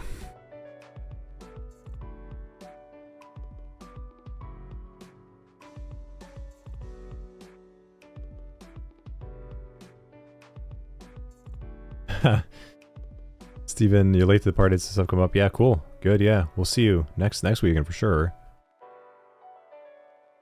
DT, we're not gonna go over those flags yet. We're still on the IT stuff. Maybe towards help desk. We can talk more about that, or maybe we can even save that towards the SOC 100-2 security content. And then definitely by maybe like your adversary research and emulation and threat hunting in SOC 100-5. Right now, like SOC 100-1 should be enough to start you in like an entry-level IT help desk role, I would say. That's sort of the goal. And then at that point, you've got enough IT knowledge that we can start layering on the security training in SOC 100-2.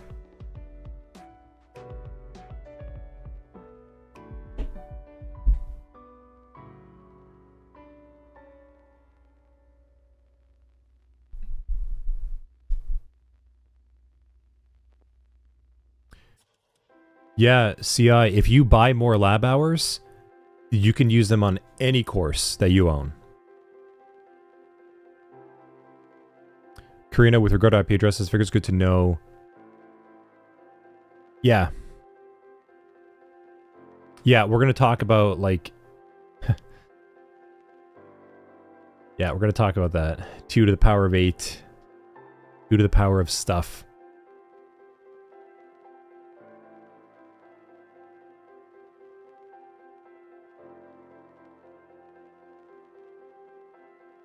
Cool.